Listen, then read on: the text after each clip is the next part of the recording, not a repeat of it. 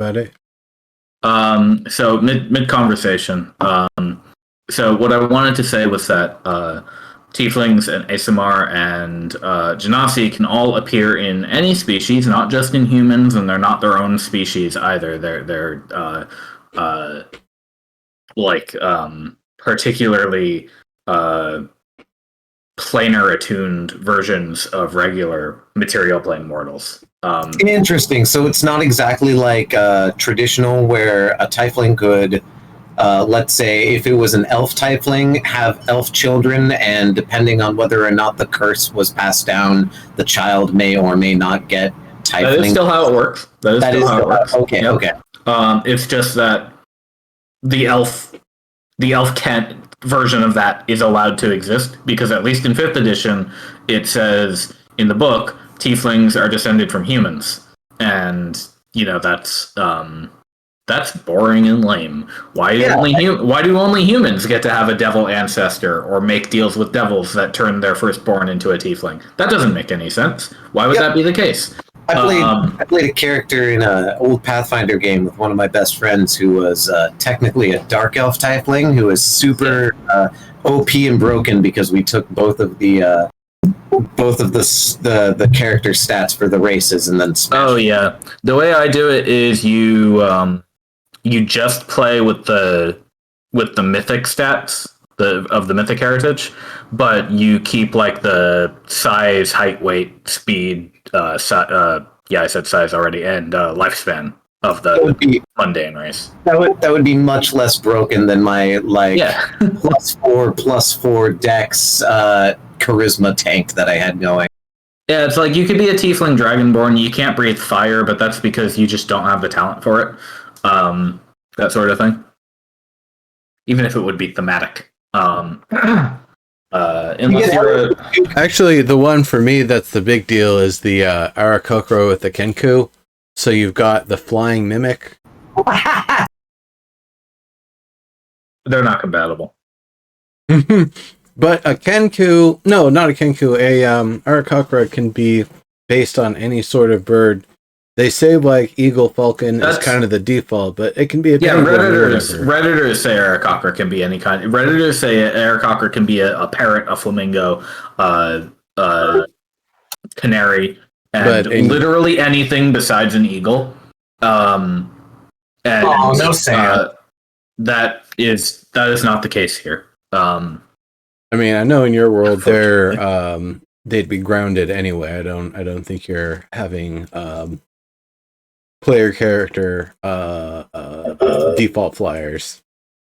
That's actually another reason why I don't have Aarakocra on my list. I just don't really have a spot for them to sit in the world, and I kind of prefer them as extra planar, like actually plane of air critters. So same reason I wouldn't allow. I don't have player Gith on the race page or species page.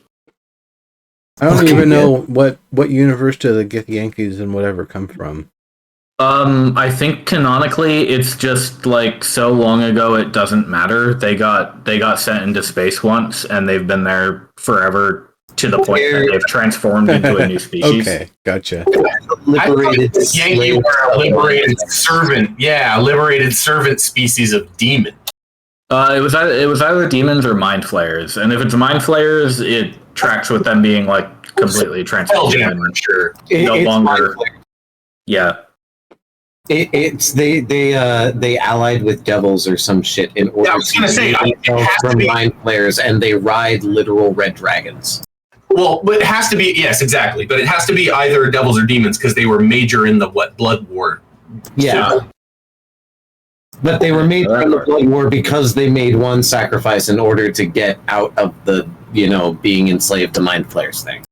Also, best lore book ever was the one with the Gith on the cover. So.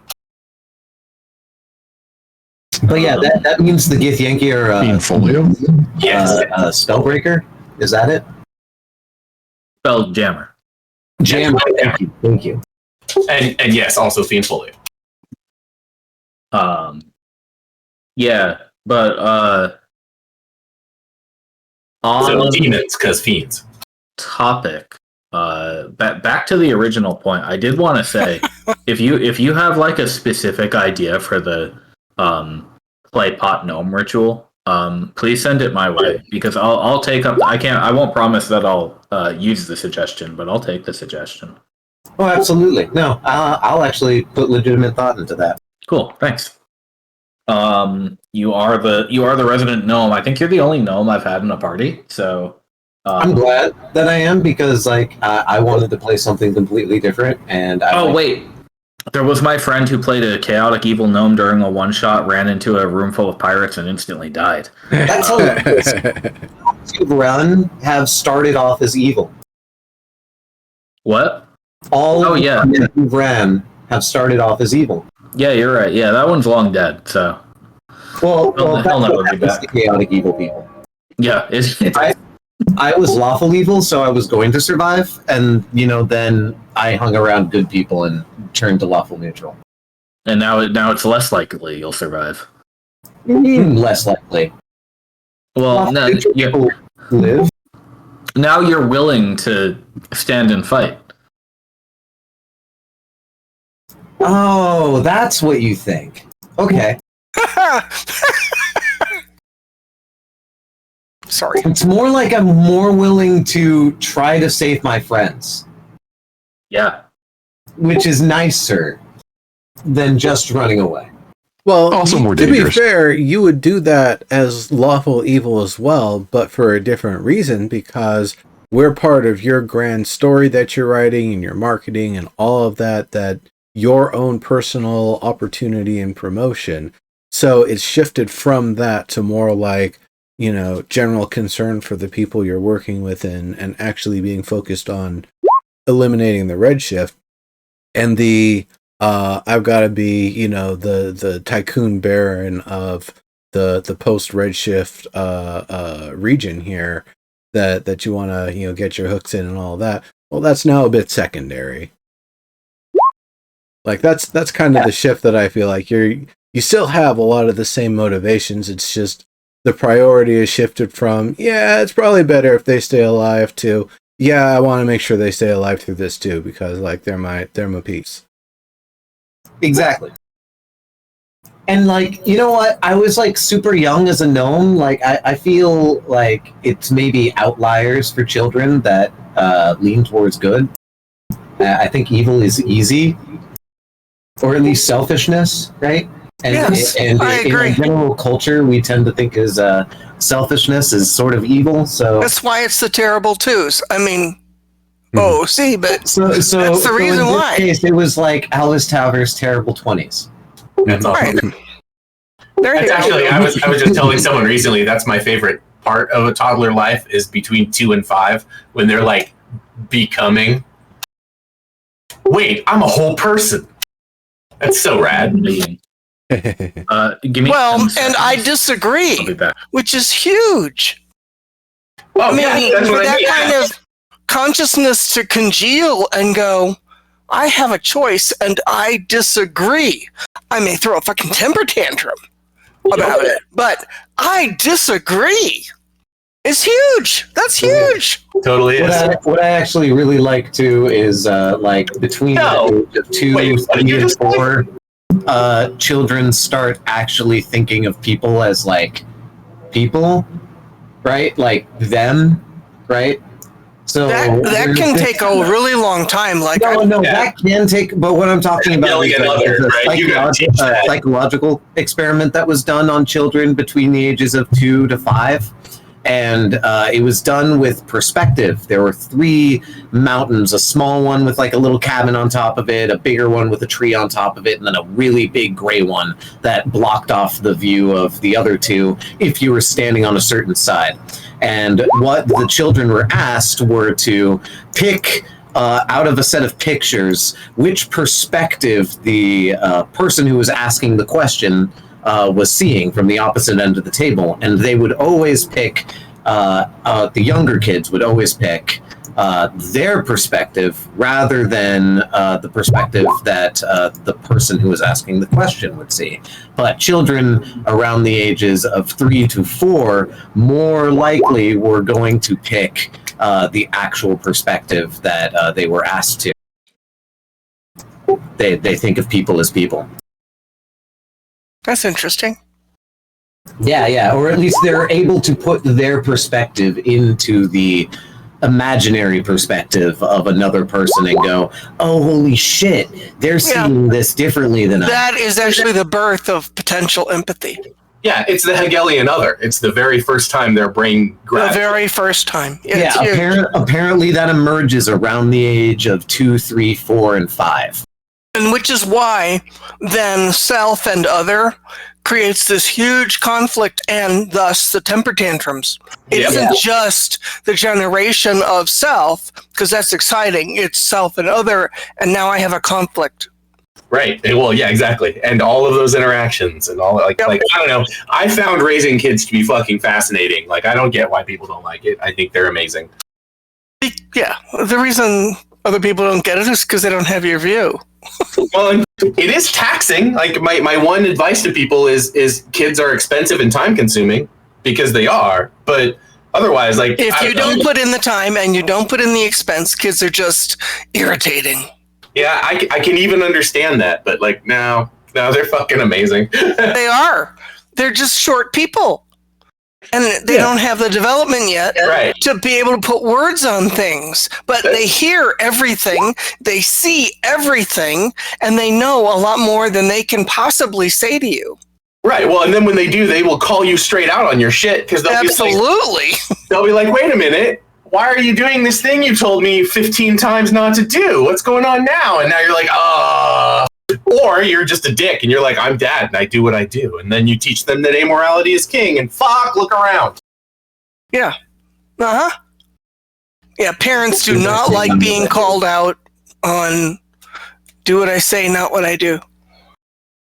I mean, my son's in the channel, so he can tell you about that shit. Oh, you mean that kid who learned how to do some game dev stuff from like working with his dad and his dad's buddy and stuff? Yeah, no idea who you're talking about. you mean that kid who like does like ace level fencing at the same place his dad like straps on armor and like goes clashing heavy? Are you saying I'm a groomer? Well, you put the actions out there, and somebody happened to maybe take a little piece of the action too. I went farther than that too. I don't just fence anymore. Now I've committed myself to martial arts in general. Oh shit! So back to martial arts, uncle. Back to the very original conversation. The thing that I would actually pose to Montlarin and to all of the aces, every single one, if such a situation should arise, and it appears we have the materials, one of us, only Ambergreen or I do not, but it must be Ambergreen then, has the materials to do this exactly one time. They're actually in storage, safe at home. Okay, so storage, safe at home. Yeah. Okay, good. So, but it's something that's a contemplative question that everyone should give at least a couple of minutes to. Not out loud necessarily, but think about, Montlarin has been very clear that he would absolutely love to resurrect his brother. Oh, yeah. Yes, to reincarnate him, for sure. That's right. So if there is only one chance and one supply of the materials necessary to cast this spell, is every other member of this team willing to give up their one shot at reincarnate for Montlarin? I think we need to look at this. Just real quick, I kind of want to say, looking at this tactically, it's a question of, are we going to reincarnate him and put a weapon in his hand and armor on his body and have him join us on the front lines? Because then I would say, yes, by all means, every trustable hand that we can have up front with us is, very much worth it. But otherwise, he's currently, you gotta remember, he's currently in a stable state. nothing is going to happen differently than where he's at right now. And for that case, if we aren't going to bring him on the front lines with us, it's probably safer for us to have this in reserve for ourselves, because he's going to remain stable in this state. And we'll be able to do the procedure somewhere down the road when we have more of the materials available, or there's simply no danger anymore because we've completed the mission and the Empire's been able to come through and, you know, do the rest of It it. is true that there is no time limit on this particular person's resurrection. For any of you who, if you were to die and did not have access to a beholder to petrify you within a few days, there would be more of a time limit. Right. Oh, also the aid of gentle repose to kind of help things along too. That does help, yeah. But definitely, that's kind of the main thing that I've been thinking about with it. I didn't mean to cut you off, Naya. You had more to say. Please go ahead. Well, what I'm looking at is if we only have the one shot, then every other member of the Aces would, I think, I'm in character here, should agree, so that it is unanimous decision and everyone is on board that the one person who gets resurrected is not any one of us, but Betlarn. And as long as everybody was on board with that, then I would go forward casting Reincarnate. The problem is, I don't know if you remember seeing the spell, but there's just this really random chance that he could be reincarnated as a female tiefling. Oh yeah, he's not coming back as who he was. I mean, the same soul. Well, there's a possibility, but it's really there's a slim. 2% chance he comes back exactly the same. Actually, I wanted to ask, Sir, did you Exactly as make he is. your own variation to account for all of the player races? Or Let me go get it for you. No, I can Because- cast it right here. Just a second. Let me link it. Naya, you don't have the correct Oh table. no, he's in your got spell. something different because the version that comes out of the Oh. player handbook only has It's just got the PHB player races. handbook species, Exactly. yeah. And so that's chintzy because we know there's so many more. He could turn into a fire genasi. That'd be badass. Wait. You know? Fire Genasi is not on this list. It's not on that list, it's on Serb's list. Exactly. Yeah, but am I the You have one to- rolling the dice, or is Serb? Well, no, you roll on Serb's table because it's that world. We'll be augmenting the spell to use the correct Yeah, world let me list, Discord. not the one that's on your version. So you're casting the spell using the list that Serb has, but all other parts of the spell are mechanically the same. Does that make sense? Okay, it's kind of weird.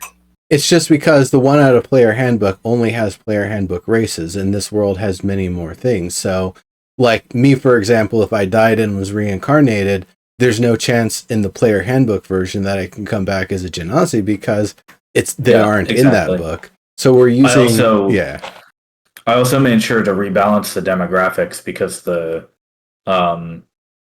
player's handbook version is like it's a 4% chance of Dragonborn, when really Dragonborn are way more common than that around here.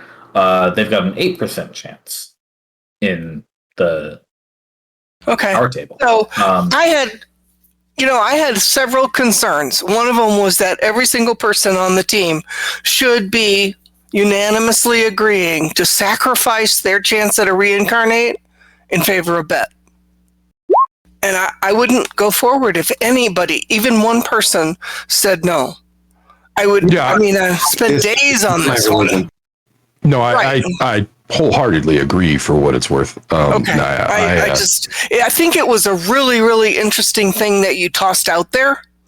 And I really did go into a tailspin for several days thinking about this and the ethical concerns and the just, up and down the wall, in terms of all the things to think about. And then Serb said, well, I think all those materials are in Ambergreen stuff anyway. We're like, oh, well, never mind. Yeah. Yeah. So But, you've got now one that it's not a concern right this very minute, because I can't do it right this very minute. I think it's still a good question to just clunk out there for everybody to think about for a couple minutes. In terms of Right. Mount Lauren, for you, if Bet comes back as a female Genasi fire elemental, he's going to have all of his memories, but his he'll be him. body He's got a new body. is going to be what the fuck? Right. I mean, and so how is he going to get up to speed? He's going to only know what he knows from his time as an elf. So, and however long he lived as an elf, you guys have long lives. So it's like he has all those memories and He was a half elf. may not fit. So who's going to explain all that? I think it's gonna be more jarring the reality of having a different body, but less maybe less jarring than after having explained what their body turned into from the Redshift. Right. And it's ultimately one of those things where should the plane, their familial plane, be stabilized and in a good place for them to come back at some point, somewhere, someone high up, I'm sure, if we haven't been able to do it already, will be able to provide a wish to restore his body back to factory settings. Or at least a true polymorph. Yeah, or at least true polymorph. In fact, that's probably more something I'll have access to by the end of this if it gets that far. But It sounds like something I might want to. so that's the new chassis is temporary. It's better than the broken thing he had before. Well, yeah, and if I'm gonna sing him to life, I don't know that I want to sing to life the thing with swords for arms, Yeah, thankfully reincarnate doesn't work that way. Yeah. Right. That said, I we don't think know. reincarnate in this case is the only one that would potentially work because of the sword arm thing. Zombie. The one thing that I wonder about is there still going to be some Redshift laced effect like when we summon our familiars. I know your steeds don't have that issue. I know my phantasmal mounts don't have that issue. But strange energies abound. Yeah, and so that's another thing. I don't think it would be a bad thing. It would be, I would say, a curious thing, if it's not harmful in any way. But just, it is one thing to consider. May come back as a gnome, but has the sort of glow with the flame like Badath has. It's hot. Yeah, that's neat.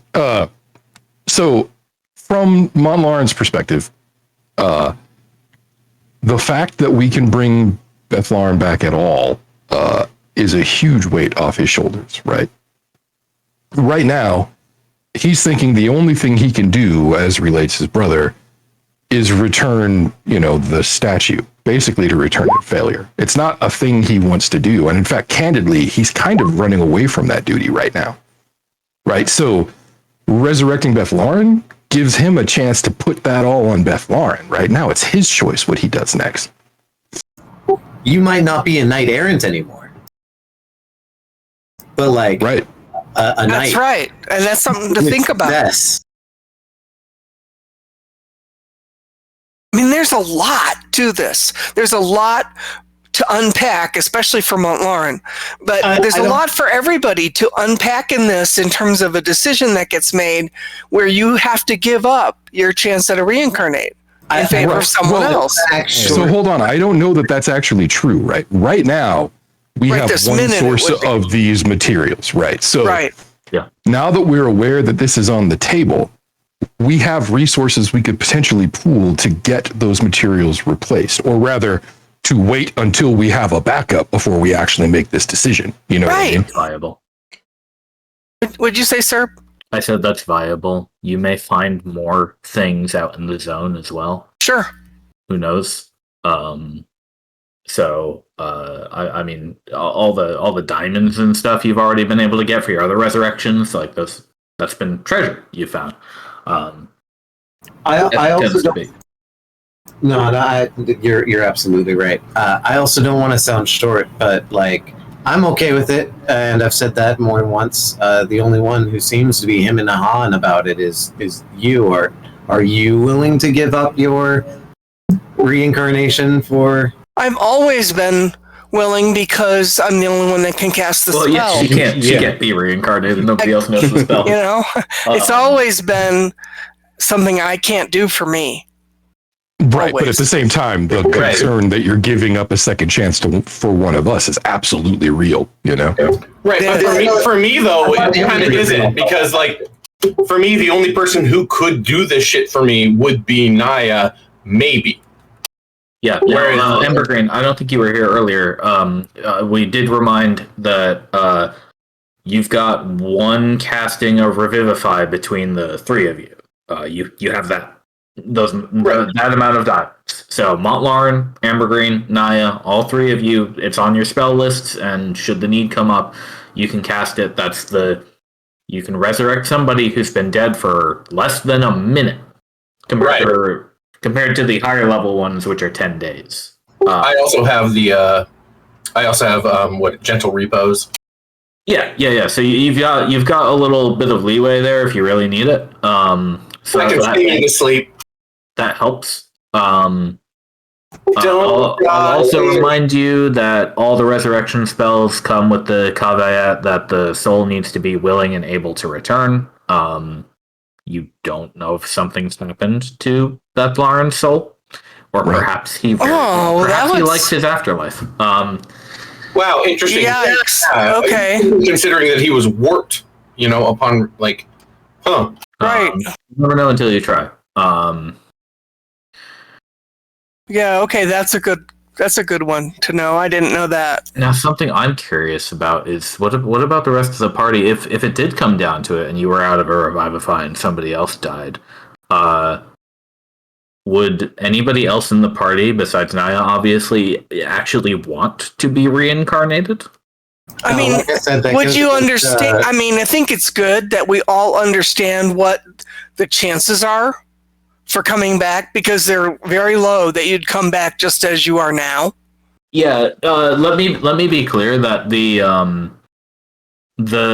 body that is created by the druid is based on the druid's own understanding of the world. So Naya, the demographics of people that you have personally experienced throughout your life is what determines what is more or less likely to appear. Wait, it doesn't say that in the spell, sir. No, it says that I just linked a page in the Discord. Please read it. Okay. I had to make some clarifications. DM. This is a very special spell, and I had to make some clarifications now that it's actually up in the air about potentially being used. Right.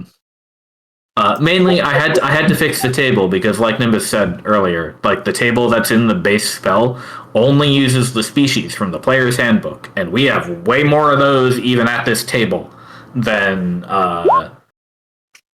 Caver and Nimbus are both not in the player's handbook.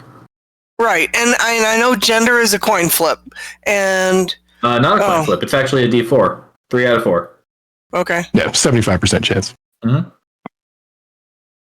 So, a thing to consider with Bethlarn, earlier, Nimbus, you had questioned whether or not we would put Bethlarn on the front line. I will tell you, as his half-brother, the fact that he made the choice to be here and participate in the expedition when he arrived tells me that he's not going to accept any other proposition. So another thing to consider is, how comfortable are we carrying around a level 2 who's going to die at the drop of a hat again?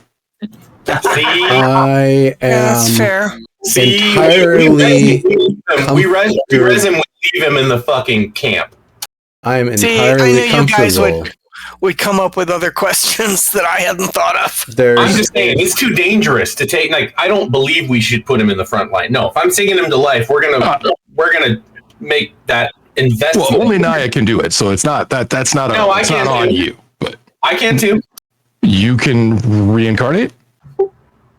I'm pretty sure I I thought Evergreen could cast reincarnate too. Let's do it only spell. It's a spell. It's a song I know. Will say It's druid only. this. It's not though. I wouldn't take him into Eska's Sandstorm. That would shred him to pieces, no doubt. Yep. It, almost got us. I agree. That's Right. not every situation. Okay. That's not No. many situations.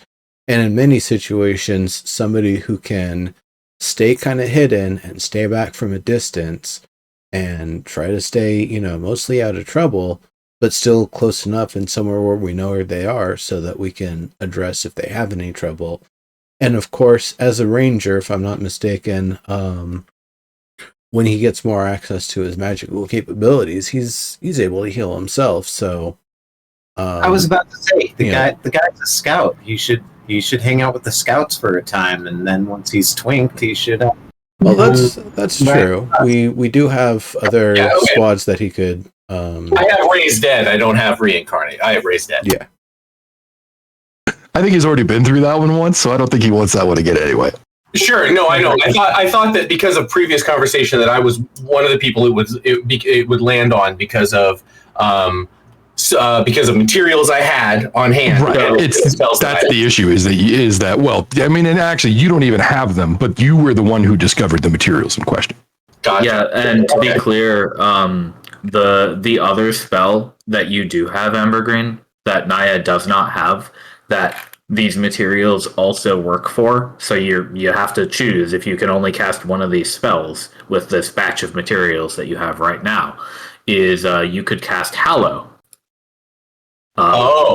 Which you might want to read. I have Raised Dead, I have Hallow, and I also have the one that removes like petrification and shit. Like Right, but I have Greater Restoration too. That's it. Yeah, Greater Restoration. Let me go through the list again because the materials are pretty specific.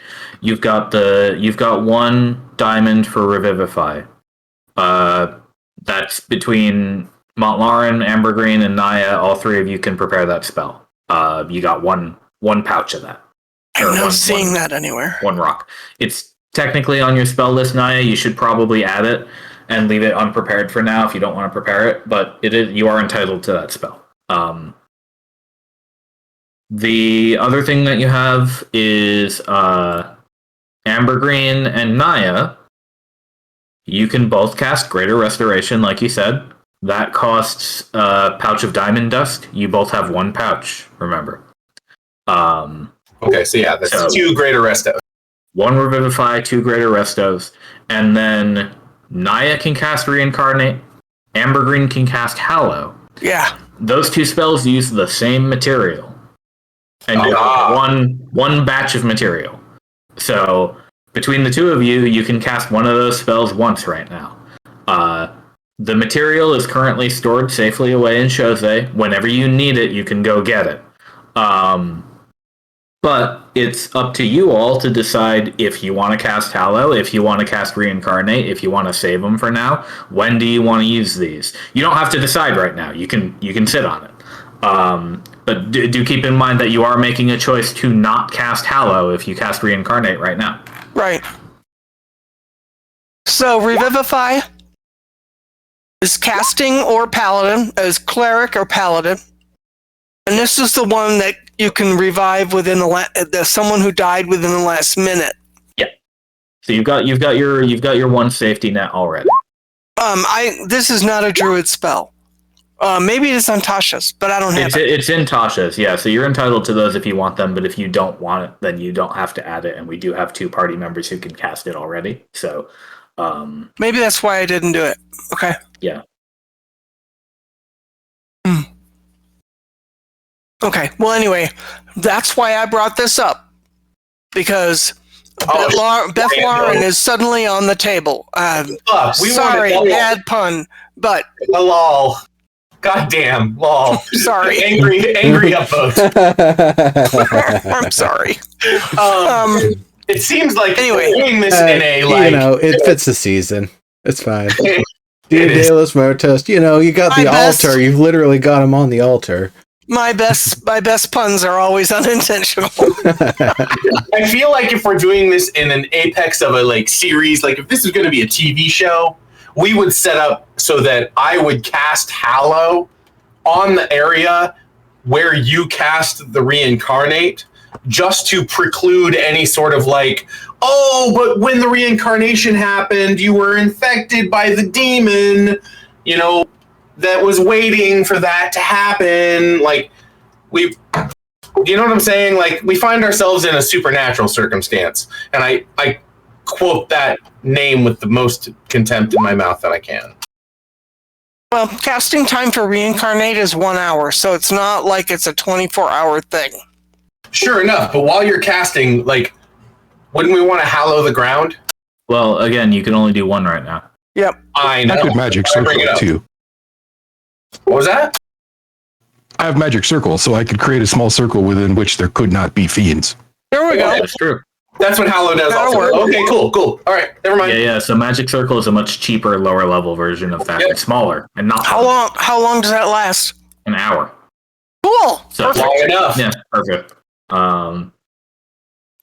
So if you wanted that to happen, then that could happen. Okay, so Montlarin has said he'll put up the money at least to reacquire resources.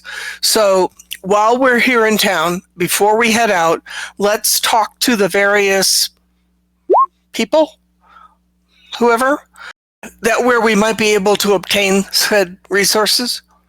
Yeah, have that- so it might be possible to obtain the rare incenses and whatnot that you need to cast this spell. It's not a spell that gets cast commonly, right? Because it's a druid spell. Druids are very uncommon, and where they are present, they are reclusive, they are private, and honestly, Naya, most of the time they're lower level than you are right now. Okay.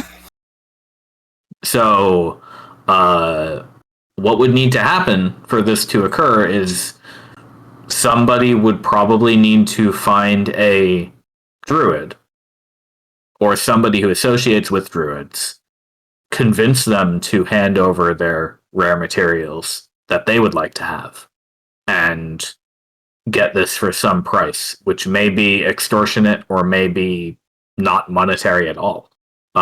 You might be able to potentially fund that kind of acquisition. What'll most likely happen, Naya, is that if you are sending a missive for this need to go out into the world, you'll most likely, if somebody can find a source for this stuff, you'll most likely receive a message letting you know that a source has been found and what will be needed to get the material from that source. I have an odd little question real quick. That sounds like a side quest. Did we ever get a shipping route through into that that bay where the volcano's at? Or did that never manifest? Because I couldn't remember if there was like a physical barrier or like some shallows in the way or something, or if it was just... The primary risk with that one is that it is fairly deep in the Redshift zone. Even a ship coming from the southern sea would have to sail quite a ways into the bay at the waning. They'd have to... you'd basically need a ship that was waiting outside the Redshift for it to end, then go in a few days, then go out a few days, get out before it comes back. It's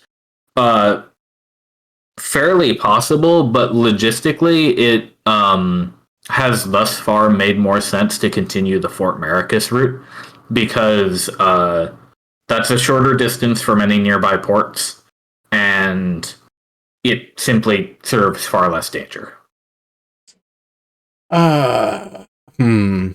I see. Because you'd need somebody to come up the western coastline, the coastline to your west, to the west of the Redshift zone. You'd need somebody to sail that.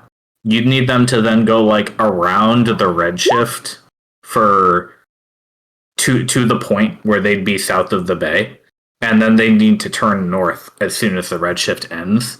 This is kind of a logistically awkward procedure. Is this the kind of thing where we could put the word out to Dex and have him contact his people back home? Likewise, I'm literally a part of a trade guild. Right. Well, this boat route has been considered. What I mean to say is that there literally isn't a port like directly south of that place. Okay. To receive from. I have a bit of a different There thought. are ports far south, but the fact is that the Redshift has been here for 1,000 years, and people don't really sail boats near it because it is a known element. Yep. I'm sure there's some wacky wild sea life out there that might, put some nasty holes, redshifted creatures. So we already encountered the redshifted. We encountered one. This stuff happens. The flying ones, yeah. No, that thing that crawled up on our base with the 3 heads that we fought out in the islands. And there was a Oh, sure, no, but I meant the thing that was flying and fucking with our boat that was also swimming in the water. Yeah, that's the one that we fought. That's the 3-headed. Oh, okay. Okay, yeah. Same thing. Those weren't the same thing. No, it was a big ice wyvern. Oh, see, okay, there you go. Oh yeah, I forgot about those. Oh, like, yeah, no, there there's was that a too. whole setup beast that was flying, throwing shit at us that we also encountered on the island, but we didn't. Yeah, that bay is on the island. We fought them on the boat, if I remember this correctly. This has been 7 years, you guys. Yeah. The other thing that I was thinking, if we have the latent backlog of funding across all of our different pools and resources and caches back home and all of that, and the access to them and the access to communicate the pooling of them, the most expensive but also most expeditious route would be having it all just shipped straight to the academy at the capital, where we have a summoning circle, and we can just thinking exactly the same thing. Come through with wheelbarrows, have them load them up, walk back through with wheelbarrows, and bring our cash. The delivery point is the academy. Sure. Yeah. That's why Decus probably has the contacts, and then we have Alvis's contacts as well. Although I expect the pricing there to be pretty exorbitant. But yeah, Naya, your contacts may actually be a better group of people to talk to as far as the source for the material, right? Well, because they're the ones that actually maybe. Remember, I've been remote from those contacts for several years now. So honestly, for druid stuff, I would probably be able to get pretty good access. Back where I was at, I was basically, I couldn't spit on the ground or kick a rock without some druid somewhere noticing and chewing me out. I mean, out in the wild too. There are just druids everywhere. So I think I want to meet these people that you knew back home. Nimbus, I think you would like it. There are not very many druids around here. Yeah, there were very much reasons why there were a lot of druids out where I was at, but it's a very odd and distant sort of place, not just distance wise, but right. But it's planar, right? Extra planar. It is. Yeah. Okay. Well, after all this is done, then we can talk about that. But for now, I totally agree that anybody who has the capacity to deliver these, all it says, Serb, is rare oils and unguents. Yeah. I have no details. I have no idea what's required. Would Decus actually know the deets? I mean, you would know the details. Honestly, it's the kind of shit that the... am I supposed to make shit up or what? The Wizards of the Coast says, the DM, you do it. I just got the herbalist primer stuff, so I could whip that out and start making some stuff up. Yeah. Okay, so, I can make shit up. Naya knows the sorts of things that would be needed. Okay, so let's she just was able say, to identify this stuff. For now, let's just say that I ask Decus to put out feelers to his contacts at the academy. I ask Alvis to put out feelers to his contacts at his guild, and Nimbus to put out whatever feelers he can to his contacts back home. And then, in the meantime, we go forth doing what we do, but then this becomes something that's actually on the docket, and we're creating a plan. Yeah. Okay. Yeah. So Everybody okay with that? Yeah, that sounds that's good. perfect. Okay. So I mean, and to Nimbus's point, we wouldn't want Beth Lauren in our current mission right now anyway, because just his level means he's dead before we get started. Well, right. Yeah. That's what I was saying. We're not going to have him march into a raging sandstorm with us. That would be folly. But it would be the sort of thing where having him like stay back with a skiff and like our little campsite or something like that. You know, getting a little more exposure to the area and stuff. That sort of stuff, I think, would help get him up to speed a little bit there. Hang out with Arno or whatever his name was. The boat guy. I think you were saying the exact same shit that I was saying, just at the same time, so nobody heard us. Correct. Okay, the one from fucking Wallachia. What's his fuck? Yeah, what's the dude's name? There was a whole song that I wrote about him. The dude from Wallachia was Arno. Arno, it was Arno. Yeah, I wasn't thinking of Arno. I was thinking of who was the captain of our little skiff, of our boat? Rodile. Yeah, there we go. Rodile. Yes. Yeah, Rodile. I was thinking of him. I mean, I think Beth would have actually.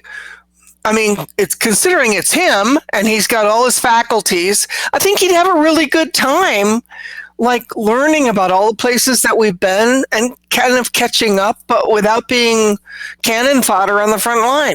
Well, and likewise, he's a ranger, so he's still valuable for the scouting teams. Sure.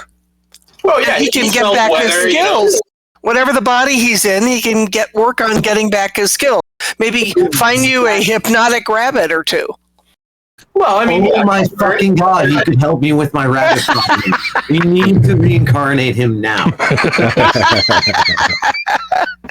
Yeah, he is a horizon walker, so that kind of thing is his specialty.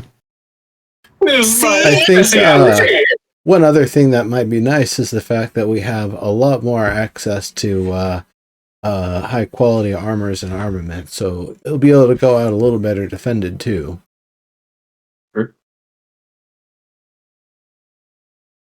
Well, yeah, and likewise, he's there's a reason why he came here in the first place. Like, he'll probably excel relatively quickly, and we can get him up to speed after maybe a couple of months. Yeah, I would think it would take just a couple of weeks to get used to possibly new gender, definitely new body, definitely new skill set. Definitely. I mean, unless he has the absolute badass luck to be born an elf of any kind. Well, and if he's in our party when we hit level 10, won't he level to 10? No. He's well, that's how it worked for everybody else. That's the odd levels. No, we all built at thousands at a time. He'll just get right. When I hit 9, you all hit 9, even though you weren't ready yet. So it was level 11. No, that's not true. Actually, no, you got all time. No, it is true. We do level everybody up at every odd level. Oh shit! No, it's every odd level. It's every odd, so it's 11. Yeah, you're right. I'm like, sorry, my bad. See, I was imagining this entire time, right? Like we would reincarnate him. We'd go and do some badass stuff without him. He'd like him and Han have his like anime protagonist like maybe depression mode for like 10 seconds, and then like he'll find meaning in like a montage, and when we hit 11 he'll finally like appear out of like the sands or something to help us out, and we'll have a badass, you know, Horizon Walker who did like the training. And, I mean, he could go hang out. He could go hang out with Van. He could hang out with Irenaeus. Correct. There's all these other cool people he could go hang out with to get back everything he's lost. Right. Like if we're just using the mechanics, we could bail for a whole adventure while he hung back. And technically, on that adventure, he went out and slew some dragon or some monster that gave him experience. So like he comes out of the montage, sure, but he does the montage while he's not with us. Well, yeah, of course. Okay, well, that would be up to Doing Sir our to cool figure shit out. is what inspires the montage to happen. The thing that I'm thinking is, yeah, if he can get at least up to, let's say, 5, through He might side have a training, chance to survive. then yeah, especially if I don't know who would be making the decisions, but investing in Constitution or taking tough for the extra. And we'll see with the race. He might come up with something where he gets a little extra health anyway. Yeah, that's a total dice roll. Well, and moreover, like we could always just bring him along, but I remember very recently some people table talking about how escorts suck. This is a bit different than an escort. Because his destination is our destination. It's a defense and an escort. He follows us, not the other way around. Well, if I hold a peasant in my backpack while I kill the Tarrasque, do they level up to level 10? Right. I mean, no, it doesn't. Be level 11, actually, right? Doesn't work with level zeros. You got to at least have a level 1 in a class for that to work. Thanks for saying the exact same thing I said, except, with more words and without the mechanic. I didn't hear what you said. I said, no, they can't be an NPC. They have to be a sidekick. Nice. Good one. Yeah, and actually in 5e, that's true. Yeah, take it from the guy who actually got a sidekick. Yeah, you did. You rolled 3 20s in a row to do that. Yes, I did. He was born again. That abused the fuck out of me, I have to admit. Yeah, I would have named him Robin. When the dice just say this is going to happen. Now, not everybody. You have been able to put out the call for this particular spell to be cast more than just once. Yep. Okay. You need these resources. You need the worldwide or continent wide at least resource chain to maybe find you something that could achieve this. In the meantime, it sounds like you've settled on let's hold on, not cast reincarnate today. You wouldn't be able to do it today because they got to get his body over. But yeah, his body is over at Fort Maricus, right? Yeah. Yep. Okay, so yeah, I mean, if we could get materials in here for another reincarnate, so you have. I can prepare one right now, or after the next session. After this session, I can prepare it and be ready, and then I only have 1 tier 5 spell slot.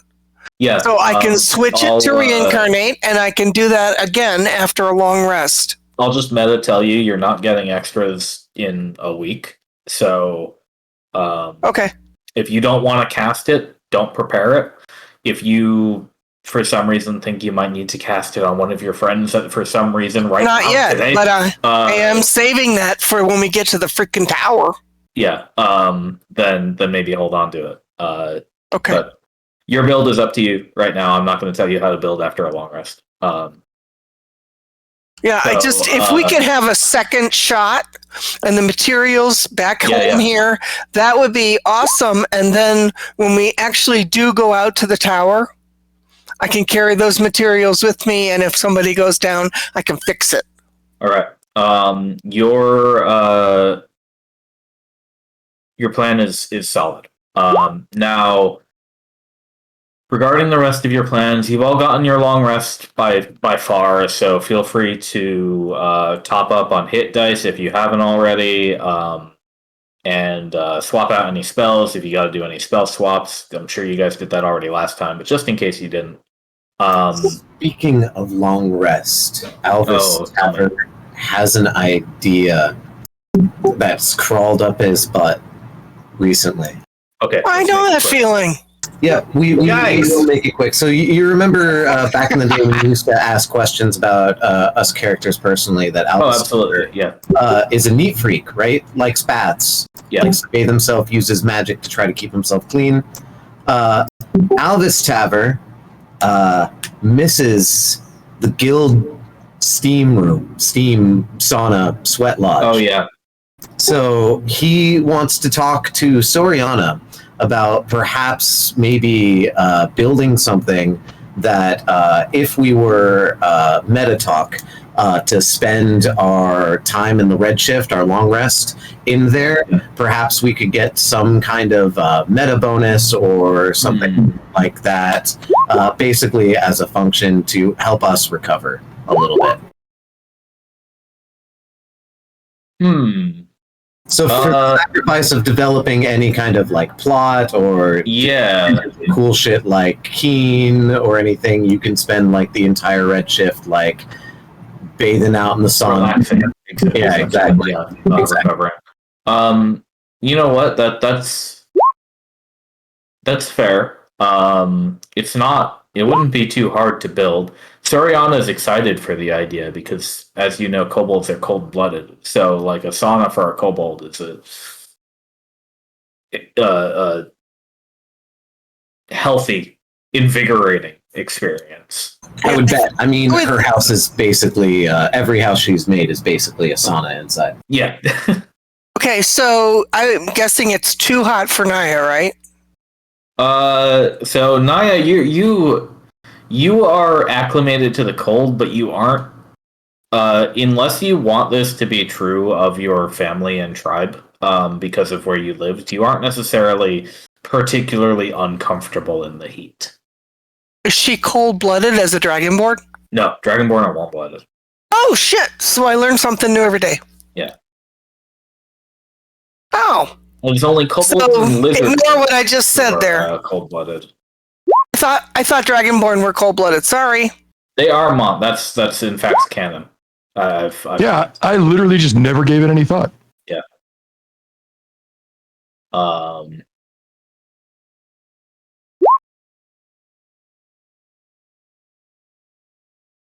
It's that exothermic bias.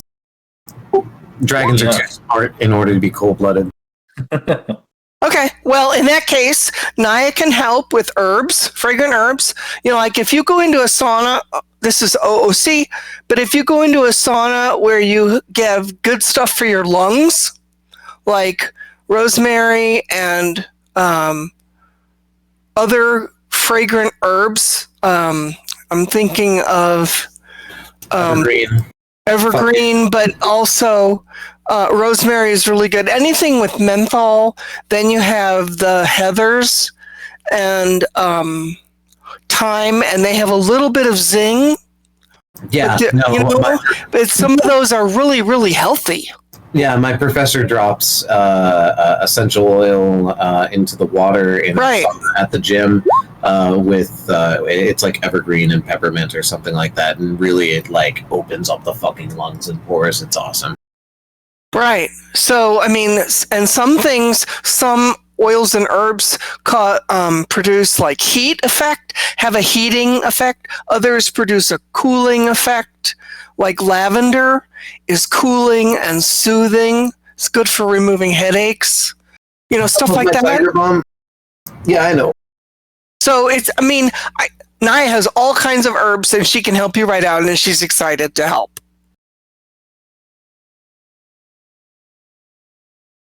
Well, there you go. That was the idea Alvis had this week. You know, suddenly after like 5 or so years or plus years being here in the Redshift, he's like, God, we need like an onsen, sauna, Soriana. How do you do this? We need hides.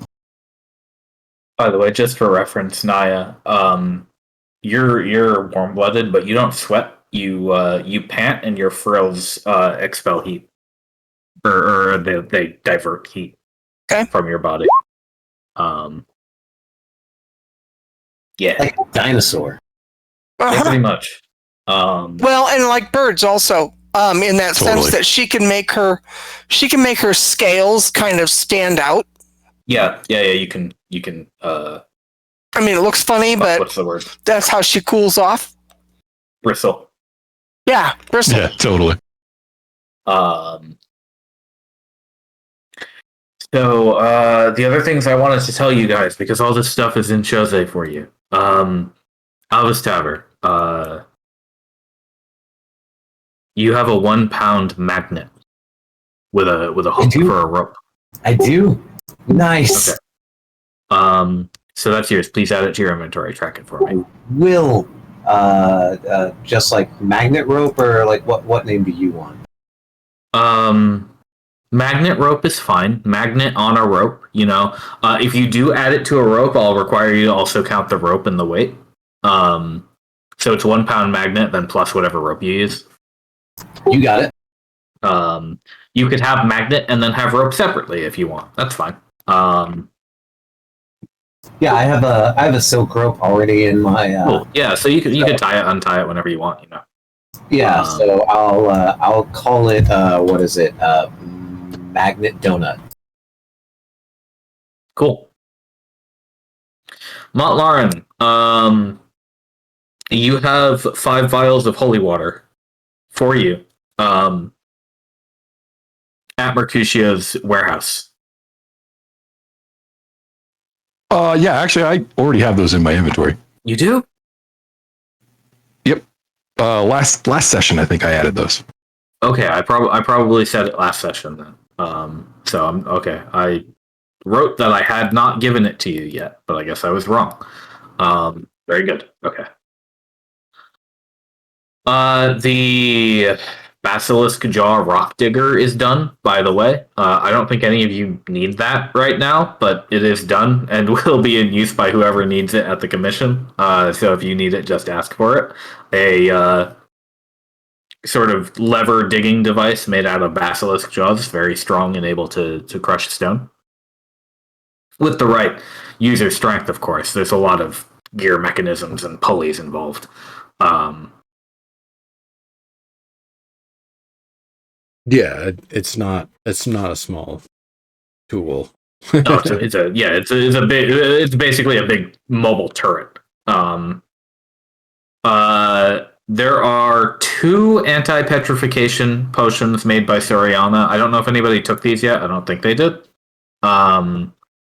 So my question to you is, do you want one of them? It's the Brigadier is going to suggest that we keep at least one on hand at Chose for anybody else who needs it. But if you want one, you're entitled to it. Yeah, that would be a good idea. Also, saving one for one we might want to use it for the thing we've been talking about. Yeah, that would be a lot cheaper than casting a Greater Restoration. Yeah. Okay. That's a good point. Who wants to hold the anti-petrification potion then, if you're going to take it with you? Montlarin, you're the most likely to be hit by something nasty. That's true. Which means Though, it's a bad idea for the record, Amber Green got hit last time. Yeah. Who has the lowest con score is perhaps a good question. Or who has the highest con score? Well, I have the highest con score. What's the best con save? Hacks. Mine's 5. Someone's got to have higher. Yeah, it's not me. No, I don't think Hey, unless for you're a sure. barbarian, you get con saves. So. Oh, well, mine's 5. Shit. That explains a lot. Yeah, I mean, I also try not to get hit, but when I do, Yep. I can take it. Would you like to put the potion in your inventory? It'll be a half pound.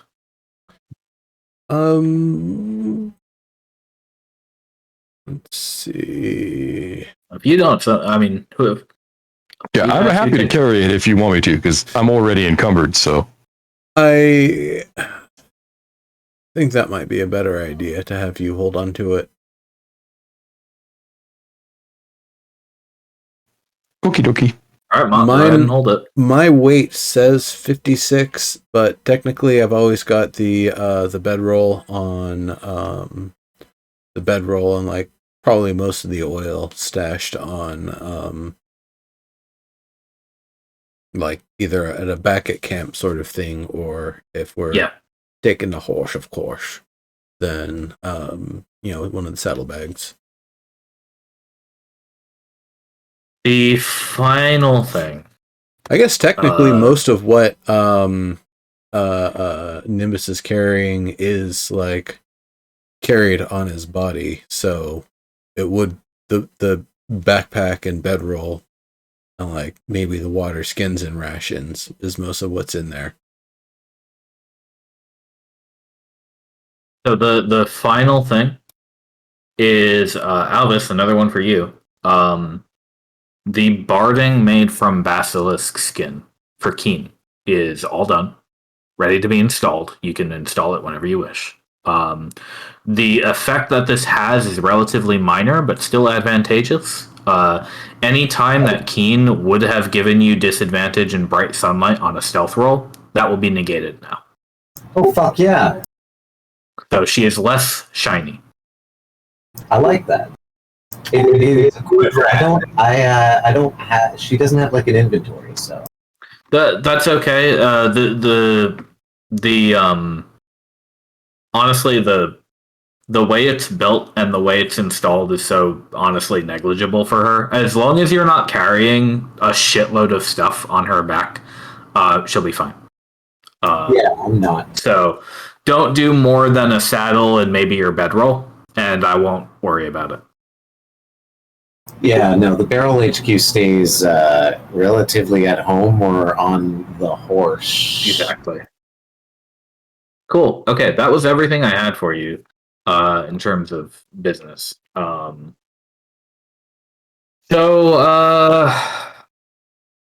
Let's get to the game proper, the adventure, Yeah. the task of the day. Montlarin, last time grandmother gave you a wand grown from her tree.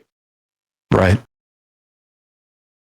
A unshifted part of her tree, specifically. You have that on hand.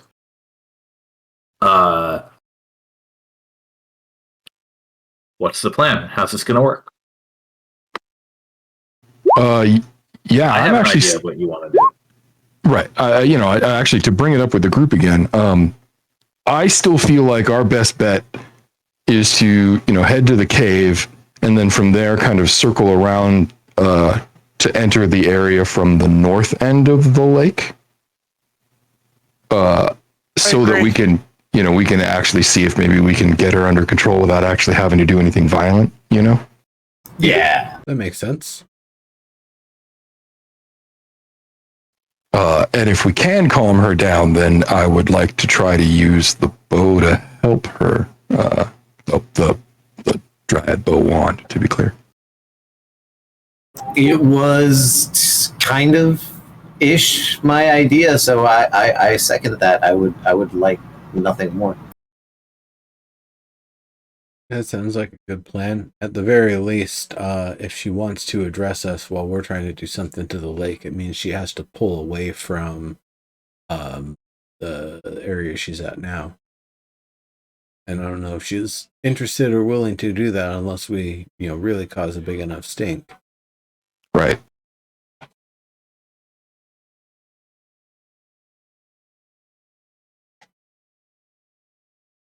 All right. Naya, do you still want to try the encourage growth thing that you and I were going to try to do there?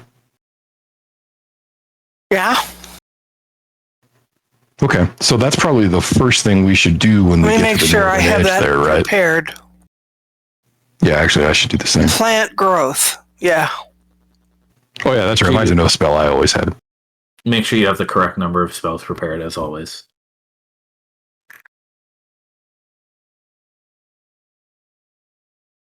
So, again, Yeah, I'm good. just as a reminder, this spell has a variant on how it can be cast. Two different ways. One is choosing a point, and all normal plants in a 100-foot radius centered on that point become thick and overgrown. It's casting time is 1 action for that. And a creature moving through the area must spend 4 feet of movement for every 1 foot. So that is basically a thick overgrowth that is kind of defensive. The other option and it takes 8 hours to cast, is enriching the land. And that is something that all plants within a half-mile radius, centered on that point within range, become enriched for a year. The plants yield twice the normal amount of food when harvested. So we would have to only discuss, in terms of that spell, which way you want it to go. Yeah, another thing that we discussed last time, if I recall, is since we both have it, having one of us do the quick cast and then the other one spending the 8 hours to encourage whatever grew from the quick cast to stay that way, right? Okay, yeah. I have 3 spell slots for that, so I can go one way, one the other way, whatever. Yeah, I've got 2 level 3 slots, so I can do it once and feel like that's probably my limit, because I would want to keep the other one free in case something really bad happens. Yep, okay. So I think we're good. We got that covered.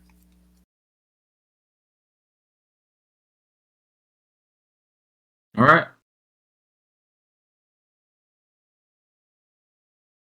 And it's still way too early, I think, to bring the kids. Yeah. Yeah. It's just not happening.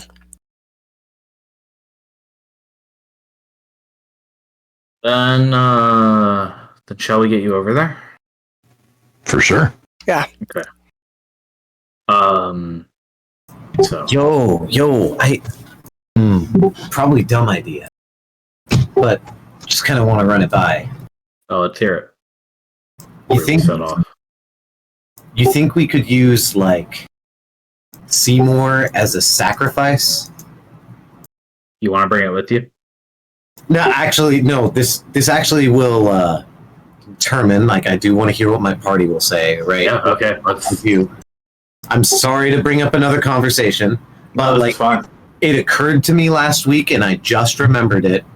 What we have here is a thing that will take plant life and ravagiously grow from the plant life that it takes up. I don't know how to do it, which is why I'm looking to you, magical folk, while we're still here and we have people here. But could we potentially use that as an agent to the effect that we're trying to get by, like, reinvigorating her? I guess she's a naiad. She's not a dryad, so there is that. But I'm like, it's close, isn't it? It's something to dwell on, think about.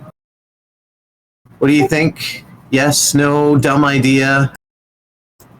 I mean, I wonder what happens if I stick Seymour in that tree. That actually just makes me even more interested. That would annihilate this tree, and that is not what we're going to do. No, that I mean, yeah. Seymour is a force of destruction. Any growth that occurs is only growing to cause more destruction and blend in more as a destroyer. That's why I said sack it. I don't mean like keep Seymour as Seymour. Yeah, I mean, Seymour is a shambling mound, right? Like, whatever, like, if we throw him into the plants that we grow, he's going to turn into a shambling mound. That's the most likely result that as far as Dex would know. And these sorts of creatures are not so uncommon that he doesn't know them. He's taken to poking the thing in its little cage while you guys have been gone, and as far as he can tell, it is indeed a shambling mound. That's funny. Sorry, I'm laughing. So, like, we could definitely kaiju a go-go it eventually, maybe. But, I mean, like, could we not use it as a bomb and instead use it as a nuclear generator? If we're going to use bombs as our metaphor? Yeah, I don't know that you can keep it immobilized once it becomes a mound without, like, doing what monster hunters do. Well, I mean, remember what grandmother said? Like, didn't grandmother say back in her youth, when she was much more invigorated, she might have ployed with the idea of eating it and then becoming like a shambling dryad? She did say that. Maybe not the shambling dryad part, but she did say that perhaps when she was younger and full of vigor, she may have been able to overpower the thing in the state that it's currently in. That is what made me think this thought right here, that we should have this talk and delay for another maybe few moments the actual like going, because I'll definitely leave Seymour here, but like I don't know, like she though twisted, our target does seem powerful, and I wonder if she could overcome it. I think she might be able to, but if we were successful this week, let's say, with getting her unshifted, it would take a couple of weeks before she was even recovered. I mean, it can't be now. She's in a pretty weakened state in terms of not herself. Well, yeah, she's absolutely not herself, but I wouldn't say that she's weak. She almost killed us. Yeah, I mean, she's not. I wouldn't say she's healthy, but she's certainly powerful. Yeah, likewise. I mean, wait, could we put the water that's left in the lake bed started to grow? That might. Yeah, I was saying if you put Seymour in the water, and there's any plants there at all, it'll start to encourage their growth as it incorporates them.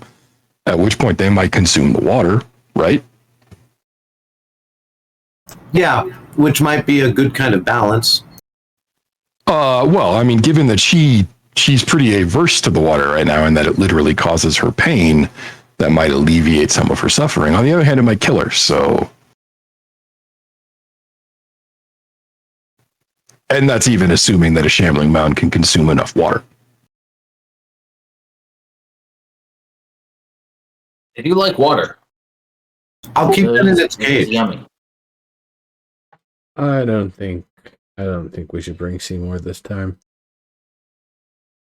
I mean, you can bring him if you want. Just keep him in the cage by the water. Yeah, you do have a sturdy glass bottle for it now. Yeah, we have a proper containment unit. Yeah, I mean, I will say that attempting to use a shambling mound, let's call it therapeutically, is just asking for chaos, though. Yeah. It might be wonderful, glorious chaos, but it's going to be chaos. Yes. They don't use leeches where you're from, Lauren? No, all I'm saying is, like, Seymour is probably going to remain the entire time inside the backpack, right? But if at some moment in our, like, attempt to cure her, preferably with no violent means happening, she's like, I don't have the energy or the power or the impotence or some weird storyteller like hook comes up, it'd be nice just to maybe have that there, so that, like, I don't know. The DM gave me a hint, I feel like. Sir, I'm certainly not averse to you bringing him along. I'm just saying we should probably be careful. I'm going to be hella fucking careful. Let's say that. I'm not going to abuse this, like, let's say, alchemist fire. Ombois understands my abuse of alchemist fire early on and how I've burned party members with it. You can always leave it down in the cave next to the water. I'll be honest, your little Seymour is far safer out in the desert than it is in the same town as the 4 kids right now. Right? Yeah, so it let's might get just be that. responsibility to take Seymour. Yeah. I actually assumed you were taking him one way or the other. I mean, you went through so much trouble to make him portable, right? Quite so.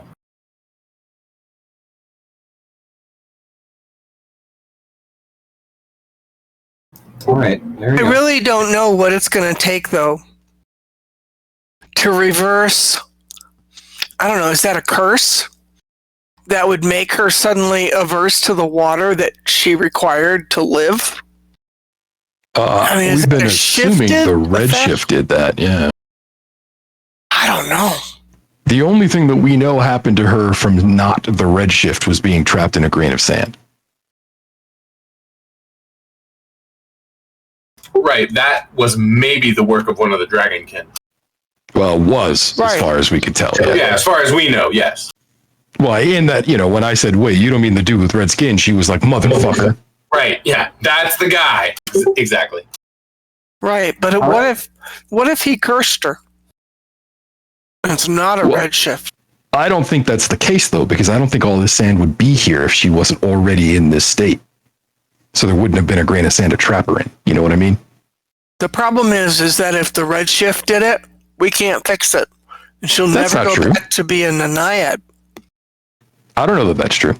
Well, yeah, I don't. But also, I don't know that it's true that she couldn't be trapped in a grain of sand if there wasn't any sand here. He could have trapped her in a grain of sand as the initiating action of turning her lands into, desiccated bullshit.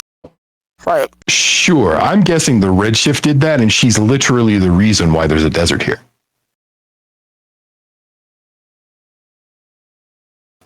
Yeah, sure enough. Could be. Well, given that she literally turns into a sandstorm. No, she does. Exactly. But Right. it's chicken and egg. No, I think if Vashta had that kind of power, we would not have had the conversation that we had with him. No. He might be a dragon bastard, but, But maybe he used an artifact. Maybe it's not his power, it's a thing he did, or a thing he used. Why wouldn't he have used it again, though? Maybe, I don't know, but Like, my point is, you're getting way past Occam's razor to blame him. Yeah, I get it. Like, Diax Ray can't even get all the sand out of the way. Right. No, I hear you. But, it's just, she could have been the beginning of the sand, or the sand was there and then he was like, oh, and while the sand is here, let it take you. Either way. Oh, that's less likely. Okay, well, we don't know. Let's go. I just don't know.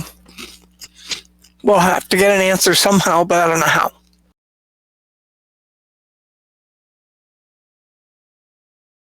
Let's go. All right, we're going. Cool. You're bringing the thing with you, Albus? Oh, yeah. Okay. Oh, hey. Sorry to tell you now, but I do have one more thing to bring up to you guys before you go. Angela's team. Angela comes to meet you around the end of the Redshift. And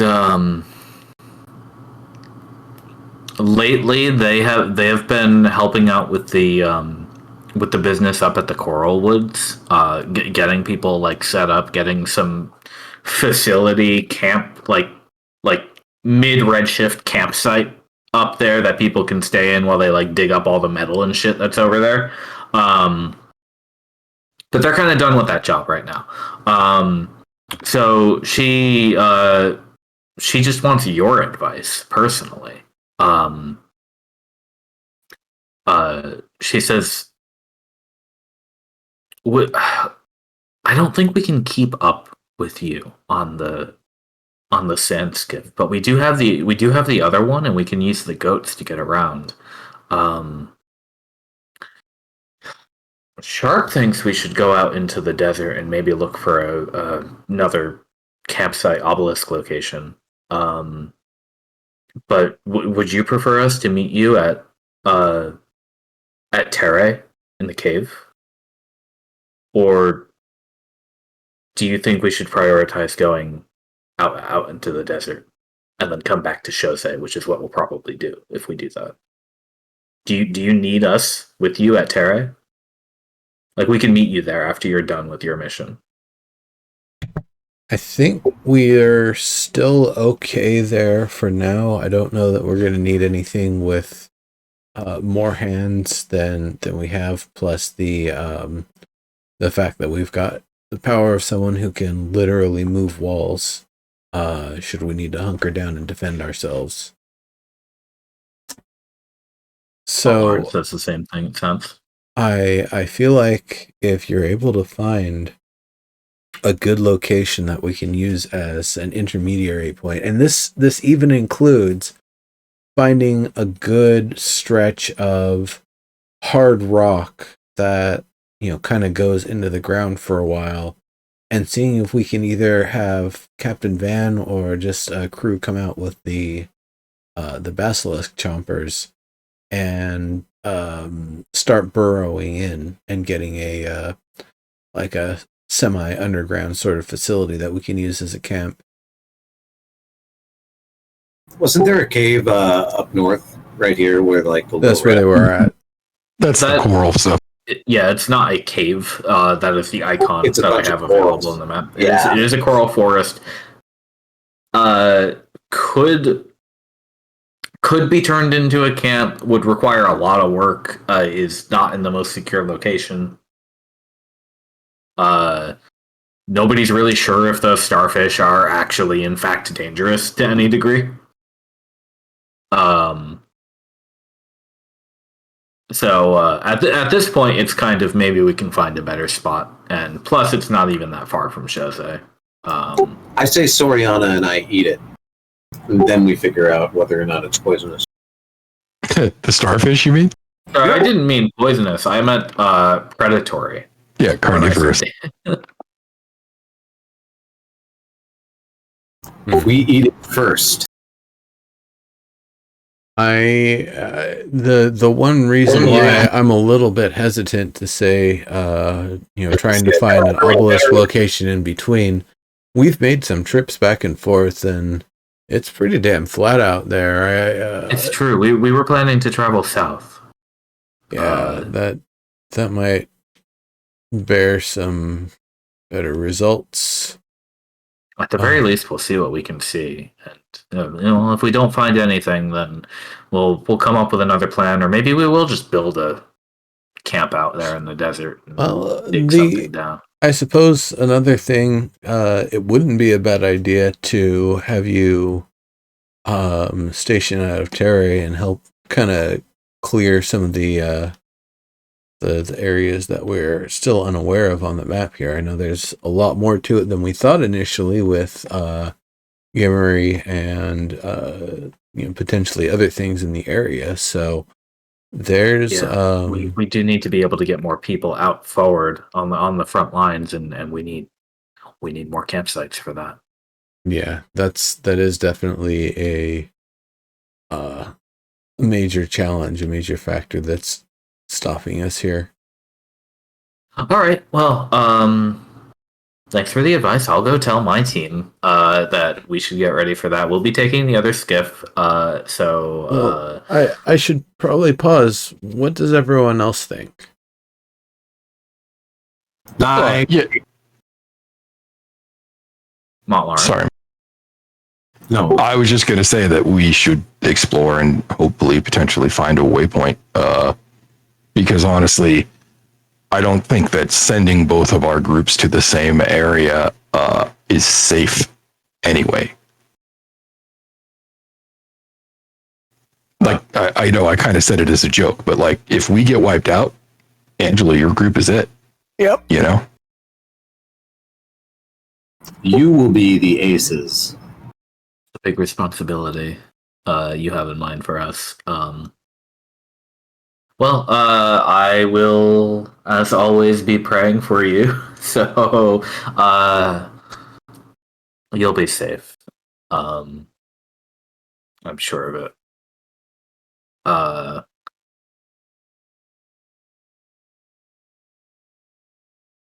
Really, I just wanted to make sure you all didn't badly need our help. I was leaning on the campsite idea anyway. So, Well, why don't you go looking for one and then meet us at the cave?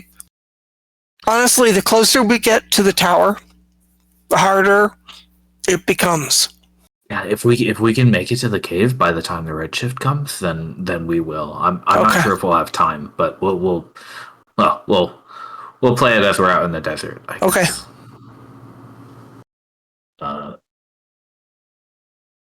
Yeah, you're the only one who can turn into a big bird here, Naya, and carry that thing along. So, Yep. we have to go the slow way. I think what Montlarin has said is correct. We keep walking into increasingly more dangerous situations. So knowing that someone is nearby as backup is actually pretty huge for our little team. You're not wrong. Well, we do have your back, so we'll be close. And I appreciate that, just so you know.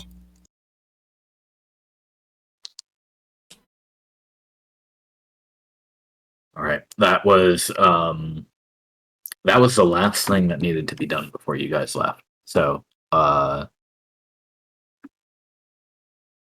let's get you out into the zone now. As you're not going to be getting a long or a short rest, or no, a long Holy rest. shit! When did this turn Immediately. into Stalker? Hmm? I was making a bad joke. You said, well, now we're going to go out into the zone. And I was like, oh my god. When did this turn? Oh, yeah. So, you have a ways to go. Now, was the plan to take the skiff here and then go north, basically? Or like loop around? You don't have to loop around all this way, by the way. If you wanted to go north, you could just go north. I think I would go on the west side. So like there? Yeah. Yeah, the trick is we just want to drop in from the top of the lake, you know? Yeah. So like around there is where you're taking the skiff to? Yeah. All right, cool. Let me go double check this. Throw the dice, sir. I'm gonna go AFK for like 5 minutes. Dinner is ready, and I'm gonna grab it. Okay. I'm playing with my tinker tools while on the skiff, using the remainder of the small gems I have to try to like polish out some goggles so I don't get sand in my eyes. Ah, nice. I'm writing a song. All right. It's gonna take you. We're gonna do the hex by hex thing again. Because you will not be getting a long rest before you visit All Saints. Okay. So as usual, you go. Oh yeah, Mont, you have attuned to the wand, no problem. I figured I just wanted to remind.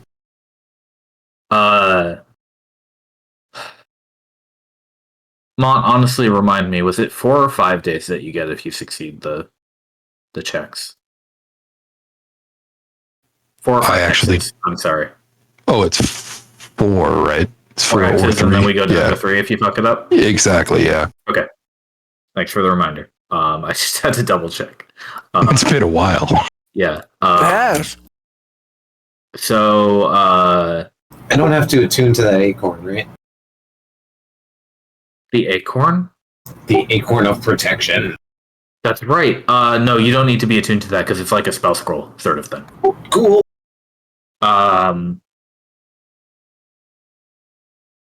Naya, are you going to be transforming into a bird with wild shape and then short That's resting what afterwards I have to get prepared. the kickstart? Okay, great. I you have don't even all need to my prepare wild shape, but Well, but I have my gust of wind, I have my wild shape, I have all that stuff ready. all right, for- cool. So we'll do the same thing as usual. Naya, you're on first shift. Okay. Montlarin, I believe you are usually on second shift. Right. Yeah. Okay. And we'll do. You can make a DC 15 survival check to keep on track, and if you fail, you can spend a spell slot on Gust of Wind or a DC 20 check to avoid slowing down and losing 1 hex. So, right, I remember. The way that we do this is you go 2 hexes first and then 2 hexes again. So you can get a minimum of 2 if you fuck up very badly. So, Naya, I think we usually do it. You're up first in the mornings, right? Okay. Yep. So, if you want a wild shape, try to catch the wind. Give me a survival check.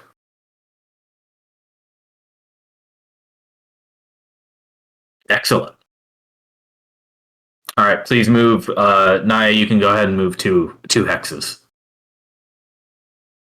Okay, and I took out a wild shape. You don't even have to do that because you're going to get a short rest right after. Okay. And then Montlarin, after Naya gets you going, you're going to have to, toward the middle of the day, make sure to keep up the navigation accurately. So give me that athletics check. You're aiming at a 15. Jesus Christ. Okay. So somebody can spend a spell slot on Gust of Wind, or Montlarin, you can try to get a DC 20 check on that. Well, I'm happy to try that again. Yeah, if you fail, you slow down by 1 hex. Yeah, let me just try that again. Oh my god. Oh. Ouch. Okay. Okay, next time I've got a gust of wind prepared. Montlarin forgot to exercise over the week. I spent all my time attuning to the wand, so Yeah. it's stiff. All right. Sorry, I moved it for you, but I assumed you wanted to go there by 1. Yeah, that's right. Yeah. All right. Okay. I'll leave it to you guys to keep doing the same thing. Amber Green, do you have create food and water prepared? I do. Excellent. Okay, so you guys have enough. You have your barrel of supplies that you are able to take with you on the skiff. You've got enough food and enough water to last all of you with the create food and water. So you are able to make camp. Nimbus is able to ritual cast the tiny hut as usual, and you spend the night. Unless anybody wants to do anything overnight, we can keep going, and we'll see how long it takes you to get to All Saints. I'm good. All right.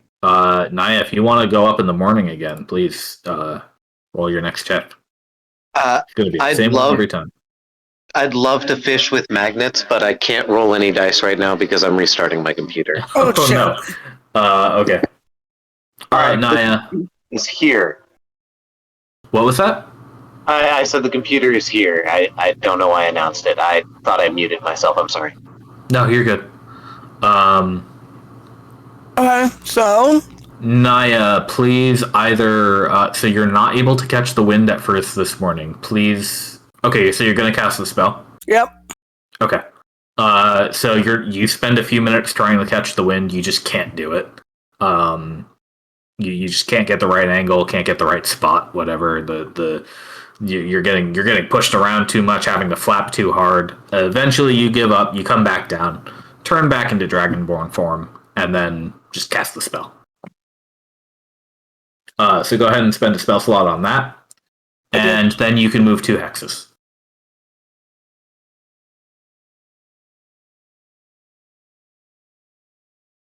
Okay. And unless Nimbus is back and wants to take over with an Arcana check, Montlarin, you could do an Athletics check again for the second. Alrighty. That's more like it. Hey, all right, you go ahead and move 2 hexes wherever you want. What do I have to roll to fish? Let's see. What do you have to roll to fish? First, you have to magically create water. Well, no, he's got his magnet. I have a big ass magnet. Yeah. Yeah, I guess technically you're like beachcombing, right? Yes. Let me have you roll after we get to All Saints, okay? Okay. Yeah, and we can just roll like a set of rolls. We'll just do 1 for the whole time. All right. And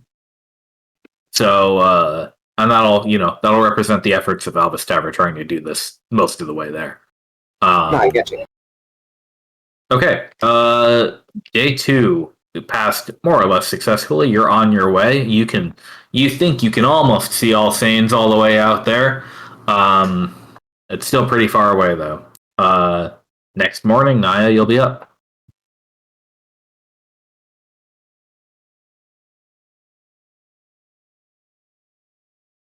Oh, not good enough again. Okay, so I'll remind you, you can retry that check to try to get a 20. If you want to try it a second time, Nope. or you can spend the spell slot. All right. So you can move 2 hexes. Cool. Mont, you're up. Alrighty.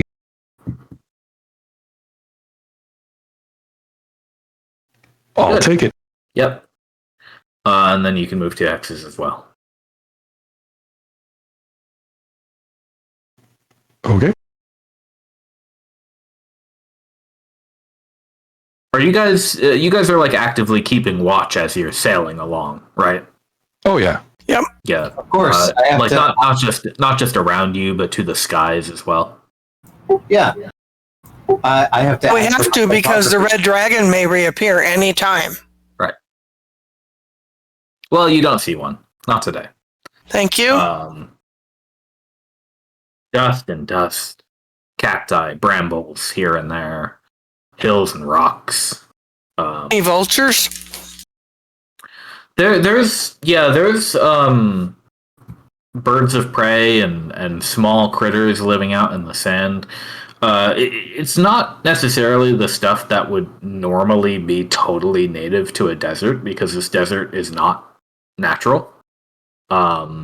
Right. And obviously, there hasn't been enough time for evolution to happen, and there hasn't exactly been any transplantation of animals here, at least not that you know of. But certain things have adapted, and certain things, especially birds, may have flown all the way from very far away and come here. So you do see those sorts of things occasionally. They keep their distance from you the majority of the time. Nothing really bothers you out here. And it's been a while since you've seen a giant burrowing bug or a land shark.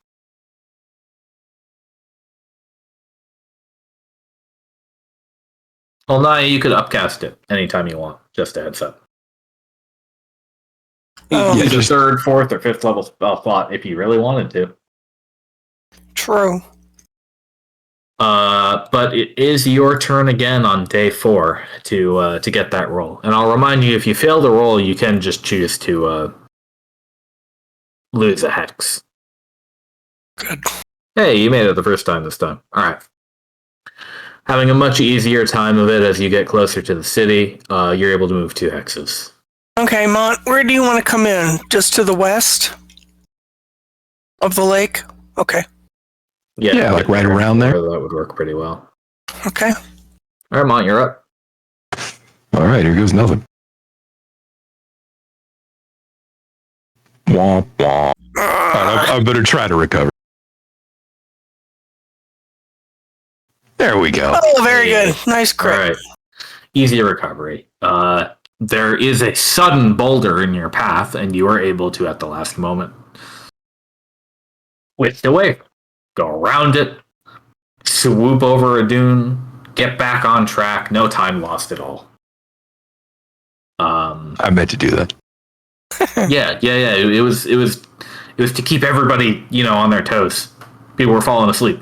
Exactly. Yeah. That's it.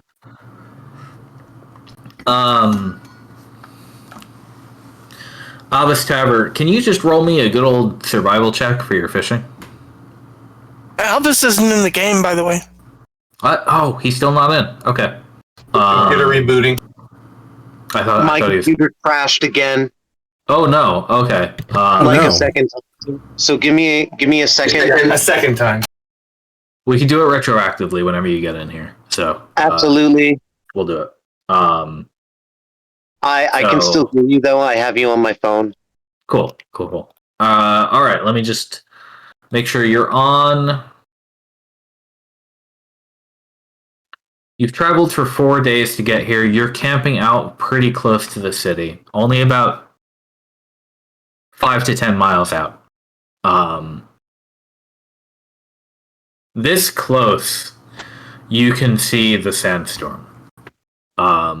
It's pretty far off there on the horizon, but you're close enough that you know you can make the hike or sail away to it. and it. Can we it tell if the does still sandstorm rage. encompasses the lake, the pond, or if the pond is absent from that? You can just the great tree was at the center of the lake bed, Oh, okay. and you can see that you can just barely see some of the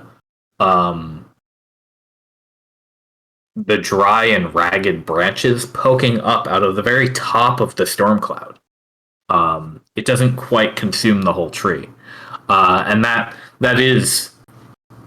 It is localized on that center. So, pretty much the whole lake, the whole city is this sandstorm. The whole. It seems to you the whole of what was Eska's territory, her home, has been taken in by this. Okay, so. And it has not abated since. I mean, you'd over think a she'd month be ago. pretty exhausted by this point, but I guess not. She may be. The question I guess that I have is, in terms of approach, should we go underground? Underground Is that would be an tricky option? for the whole team. A couple of you can transform for a bit, but I don't. Well, can't do you we have anything move? that can do the whole party?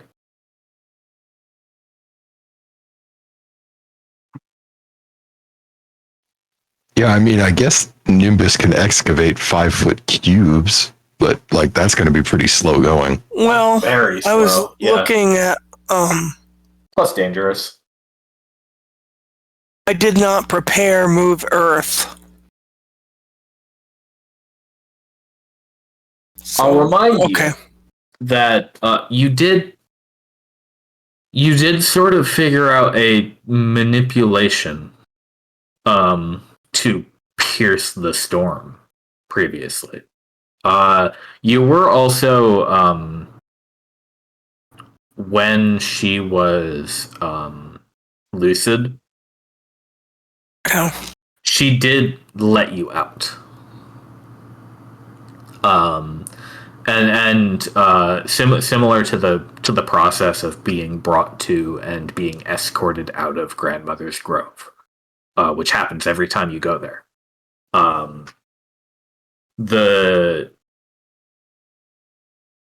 You would liken the two experiences in that the space you walk is not the same as the space that you travel.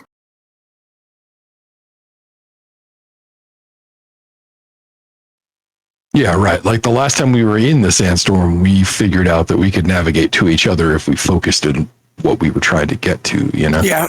Yeah, you even navigated to Esker herself at a certain point, and then Right. And again, while she was lucid, she did let you out of the storm the same way, before it sort of folded back behind you.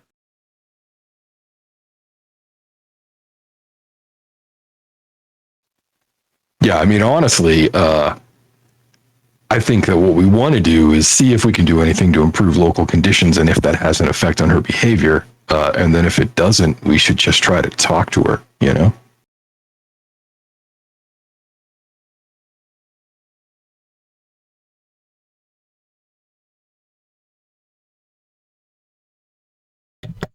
Certainly. Something I'm thinking about this time, wherever we plan to approach from, get to what we can find to be a relatively safe edge, and then I'll create a tiny hut. And so while I won't be able to assist with the communications because I would have to remain put, it gives a definitive retreat point that if you're able to step out before things get rough and get in, she will not be able to harm us for 8 hours. And that will give us a time to plan something, do something. Right. At least heal any damage in a worst case. Exactly. Now, that said, if you want me there for the negotiations, then we would have to, forgo this idea. and the fastest I can put one down is 1 minute, which is kind of hard to do when I'm being harried by a blowing sandstorm Right. and creatures that she manifests with it. Don't forget the creatures, just spawn those things right out of the ground. Made of sand, die of sand. Yep. But they look like skeletons.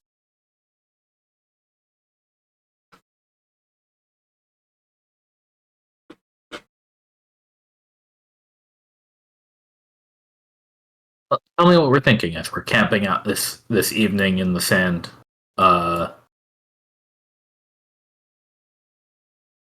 Over the fire, eating whatever duplicated tack and meat Ambergreen has been able to multiply for you. Sing the song of food. Multi-bacon! Eat and enjoy my company. Yeah. So I think that if we're sleeping overnight, we should try to do the double plant growth thing that we were talking about, Naya, and see if that has any effect on the local conditions. But we're probably not close enough yet, actually.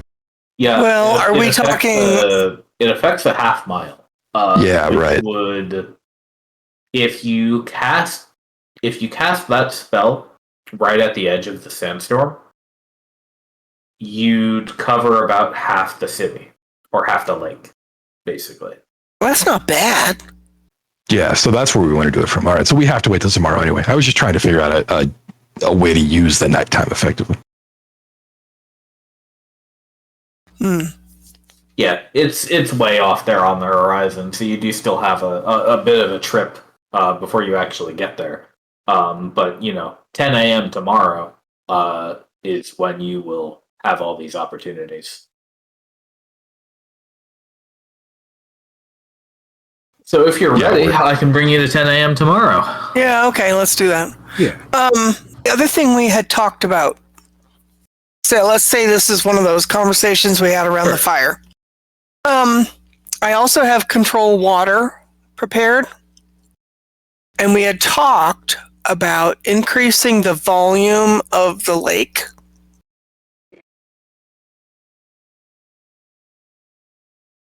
Is that something we want to do yet, or is that a wait?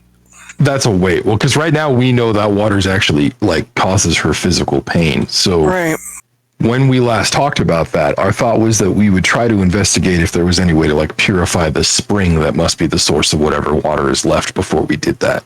Yeah, but it seems like it's already purified. Otherwise, it probably wouldn't be causing her pain. Unless that's the source of the curse, if it is a curse. You know what I mean? Maybe it's the spring itself that's been cursed, not her. But my water from that stuff that I had that's pure from the elemental plane of water, that also harmed her. So that tends to make me believe that it is a pure source. And she's the one that's cursed, not the water. Well, or shifted, whatever the cause is. Yeah. The lack of life and vibrance that allowed her to, become and grow and manifest this magnificent tree of hers, all died away, and so she doesn't have the power to, sustain and control. And so, in that sense, what's going on? If she doesn't have the life about that's able to help her, utilize water, then of course the water is going to be harmful. Okay, so my question to Montlaran is, we have seen what this tree looks like in its health, right? We saw it. Yeah. Is that the image you want us all to hold as we go forward? Is that tree in all of its glory? Because you're the one with the wand. You're the one that has to make the change happen. What image do you want us to be holding? Yeah, just for what it's worth, my takeaway was that she had been altered to where, like an undead takes damage when you heal them. You know what I'm saying? In the same parallel. When we went to the past and saw her, saw the tree in the healthy state 1,000 years ago before the incident. I feel like that is probably the vision of her that we should be maintaining because that's what we're trying to restore. Right. That's what I'm thinking. And Montlarin is the one with the grandmother's bow. So it's his mind that's going to affect the change if it's a change that can be reversed. But with that, it wouldn't just be the tree. It would be the tree, the water, the lake, the plants and wildlife around as well. Yeah, what I'm saying is the tree isn't a part of her power. It's evidence of her power at work, whereas the water is literally, or was literally, the source of her power. Yeah, So- remember, she's a naiad, not a dryad. right? Correct. So if we What I'm saying is, I don't increase think the the tree's volume of actually the important. water. Oh, okay. Right. Okay. I think we have to do something about either her inability to connect with her source or whatever's been done to the source, whichever turns out to be true, and that we shouldn't make this decision until we know. Either or. Okay. Yes. All right. So is there an image you want us to hold, or is that irrelevant at this point? Not yet. I don't think we know enough for that to be valid. Like, we have All to right. know what the truth Once is you before know, we could enforce Tell it, us, you know? so that we can hold that, whatever that image is. Because course, yeah. if she is cursed, then with some kind of a curse, then maybe we can affect that. If it's shifted, then it'll take that bow from grandmother and your will, and Right. our combined will, to make that change. I'm hoping we like can the talk it glass through. wall. Yeah, I'm hoping we can talk it through with her because, Okay.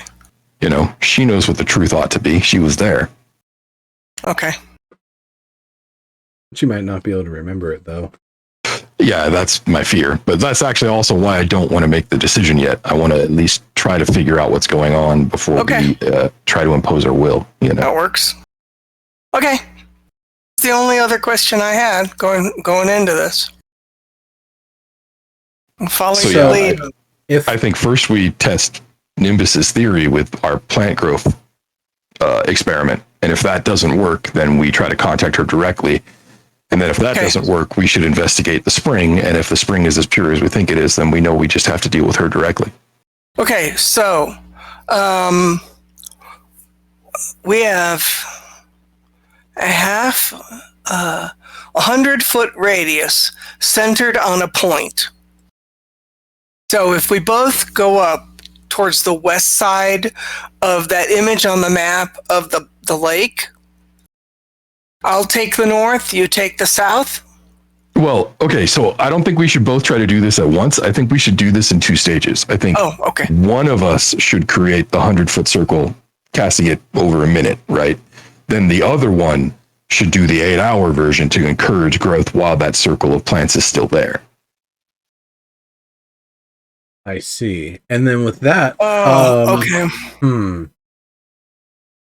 Which We're- one do you want me to do, and which direction, north, south?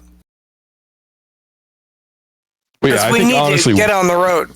right, honestly, whatever direction we do, if like, I think we can just approach the closest edge of the storm and attempt to do it at the safest distance we can from there. You know? All right. And do you want me to start? It can be either of us because it still costs a spell slot either way, right? So if It's you just want gonna to- one is gonna take a lot longer than the other. That's for damn It sure. doesn't matter too much who's doing which. Okay, in that so case. I'll go ahead and start, and that way it frees you up to do other things with the group, and I'll just go spend 8 hours casting this spell. all right, then I'll cast the plant growth short circle. Okay. Well, let's get you to the spot first. First, Alistair, is your intelligence higher than your wisdom for that? You're muted. Yep, I know I'm muted. Yes, my intelligence is higher than my wisdom. What would be the number if you used instead of whiz for that? Because that was what I was going to ask you. Oh, that would be 18. Oh, okay. Cool. Then that's perfect. Because I want to note that while you were on your trip, Alvis Tower doing some fishing, was able to catch something heavy.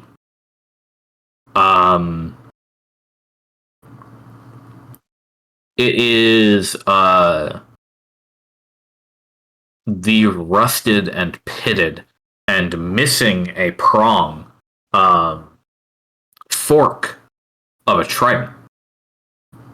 Just the fork. Interesting. Alvis, go ahead and roll history for me if you wish.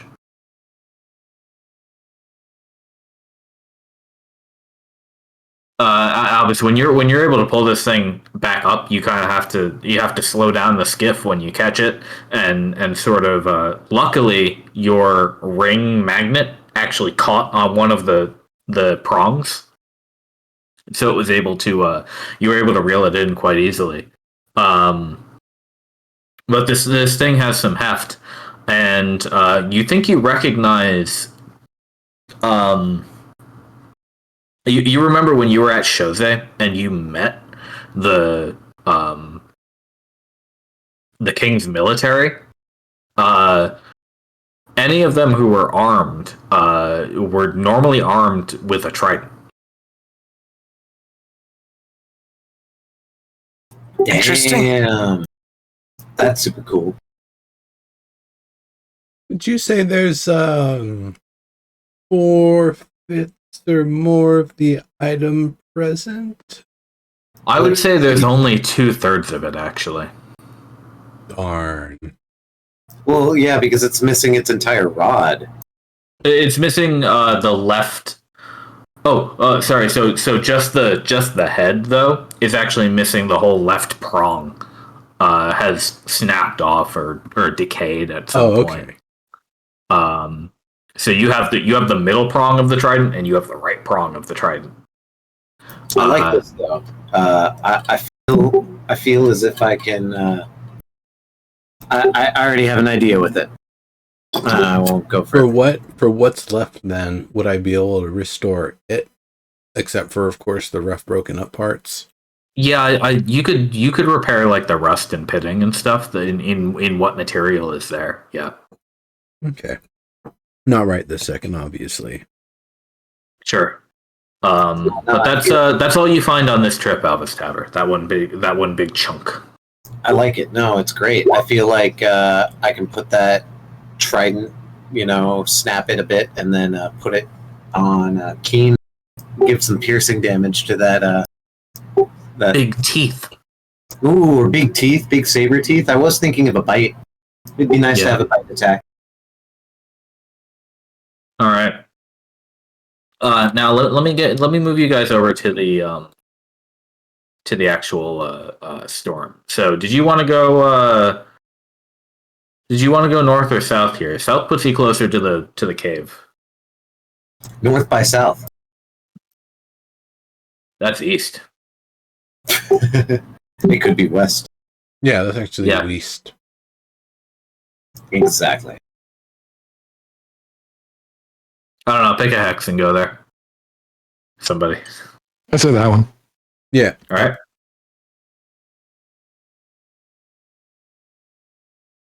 Okay. And let me just get you guys on the little map that I have for you.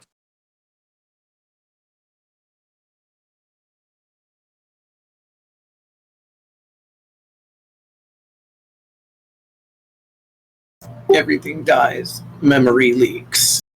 Sad.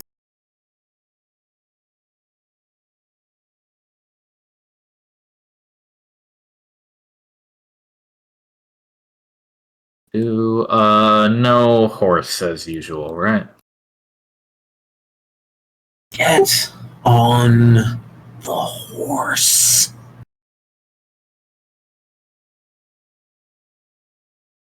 He'd probably die in the sandstorm. Yeah, plus he can't ride the skiff, right? Keen's just small enough that she can fit on it without getting too hefty. All right, here you are. You sail the skiff as close as you're comfortable going, and then walk the last couple 100 feet, perhaps. I'm still loading. Oh, that's okay. It's just a bunch of sand, really.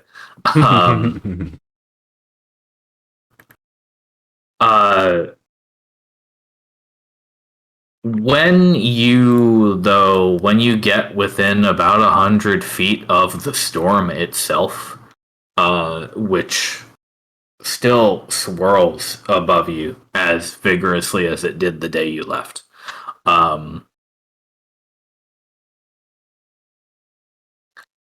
10 specters materialize out of the storm. They almost peel out of the edge of it, of the cloud. What the spooky? All of them hideously shifted in humanoid, no longer humanoid ways.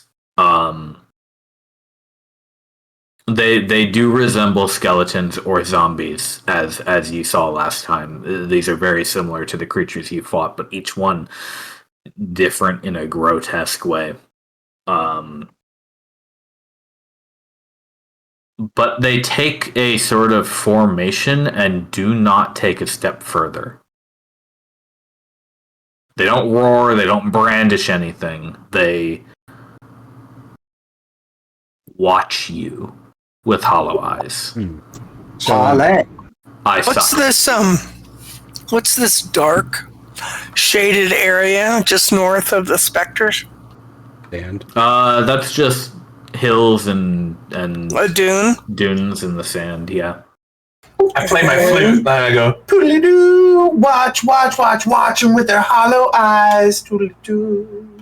I think this might be a good time for me to put down the bubble that we're gonna retreat into, should we need to. That sounds good to me. Okay. I'll do the And to your 1 flute version. playing, that they actually, just to make it clear for you, Amber Green, there's zero reaction to it. Nothing at all, okay. And can I cast my spell from inside the tiny hut? No. Yeah, as long as you're all inside the hut when it's cast, you can all walk in and out. And the only one who can't move after it is Nimbus. You can't cast Okay. spells out from within it. No. Oh, nobody can?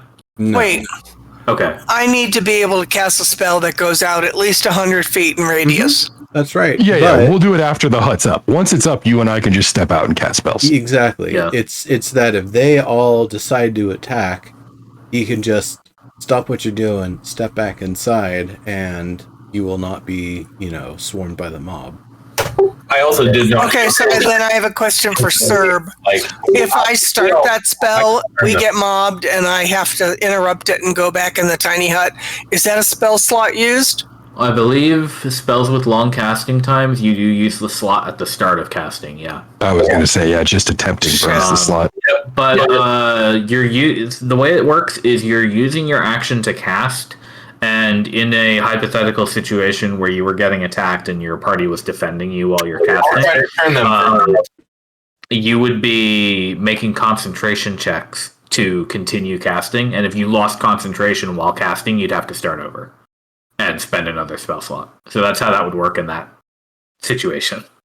Yeah, my take is we're out of order now. Now we're going to try talking to her first. I forgot to change up my spell, so I'm just gonna retcon it that I probably didn't bring Fireball, not thinking it was going to be very useful. So Tiny Hut would be ready. That's kind of too bad because Fireball would be super useful against undead. But don't worry because I've been Fair trying. enough. I'll remind you that Tiny Hut is a ritual, isn't it? If I'm gonna cast the 11-minute version, but I don't. Are we just gonna stand here for 11 minutes while I sit down and do a That's thing? up to you. Well, they're not doing anything, so maybe yes. And if they do, I will remind you all I can turn undead. Yeah, I mean, honestly, I think you should do the ritual version regardless, Nimbus. Correct. Because like if they're not going to react, then I think we could stall for 11 minutes. Okay. Right. That's precisely what I'm saying. Give me 60 And seconds while you. even if it fails, we have some recourse. Give me 60 seconds while you draw your circle on the map, please, for me. Mm-hmm. Cool. Let's see. It is 10-foot radius, so a 20.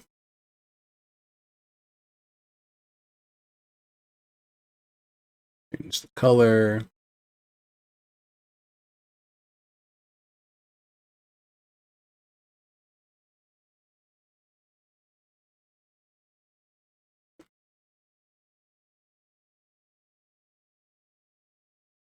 Right there. And so we'd all kind of cram in.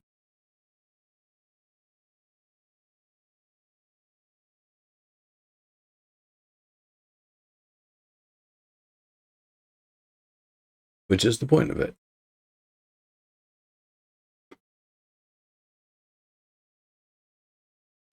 Yeah, I'll make room. The fun thing is, while magic can't go out from it, physical things can. So you can totally fire arrows and such. Right, like if we had, say, like a Horizon Walker here, ... Yeah.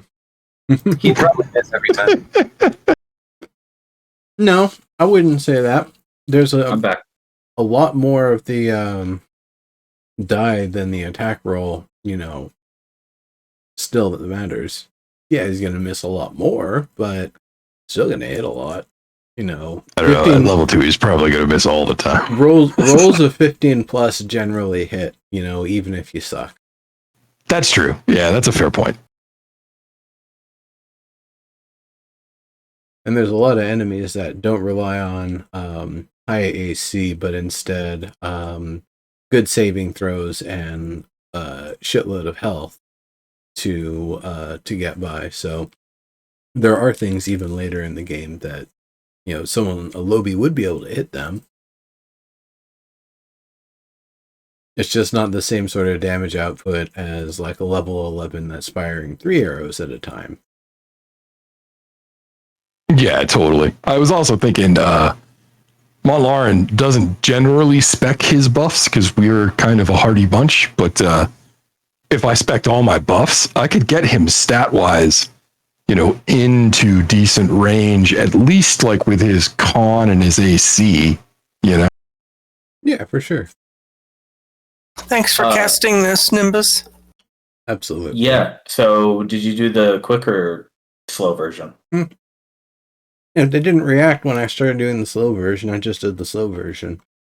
Okay. They barely move a speck of sand, despite the roaring behind them, while you do this.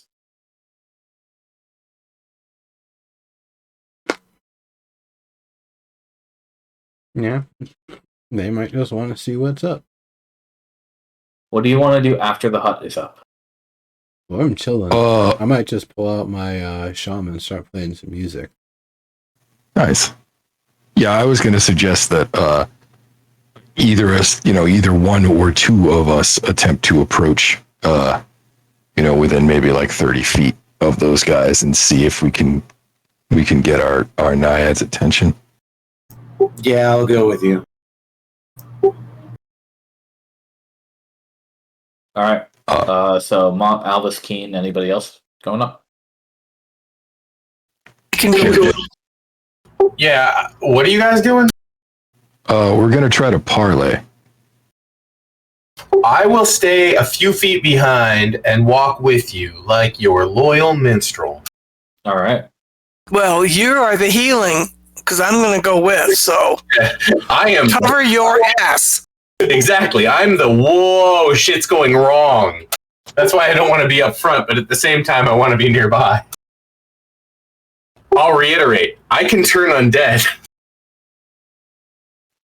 All right. Yeah. The other two of you, keep moving your tokens up, please. Yeah, at this point, we're within shouting distance, so this feels like a good spot. Oh, Right. there are no tokens. I was wondering where they were. Yeah, okay. Yeah. I will softly. I would not suggest we go any further than this. I will softly play my flute. That's your bag. You're wherever Kian is. I'm your bag. We'll do that. The whoever's in front, whoever's a step ahead. So Mont, I think. The heads all follow you. Step forward. Yeah, that makes sense. That's not creepy at all. Yeah, I think I'll come to a stop here. Kind of raise, I'm keeping my shield in my other hand, but kind of raise my right hand, in an open palm gesture, and call for our naiad and tell her that we'd like to talk. By name? Eska in Sylvan. Right. Okay. The Naya has even been working on modulating a whisper that might work along with a sandstorm. in the manner of a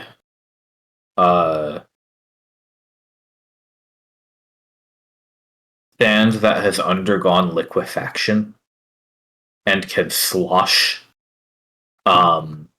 The what specters have legs? 1, 2, 8. Slosh apart. A hole opens up, a tunnel in the storm. Well, we're off to a good start, right? A cyclone of sand winds its way into the city. You can see flagstones ahead of you. You're basically right at the edge of where the sand meets the actual rocks that you can walk on.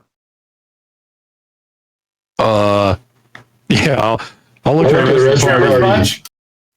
Right, I said, I'll look at the rest of the party and start walking towards it, I guess.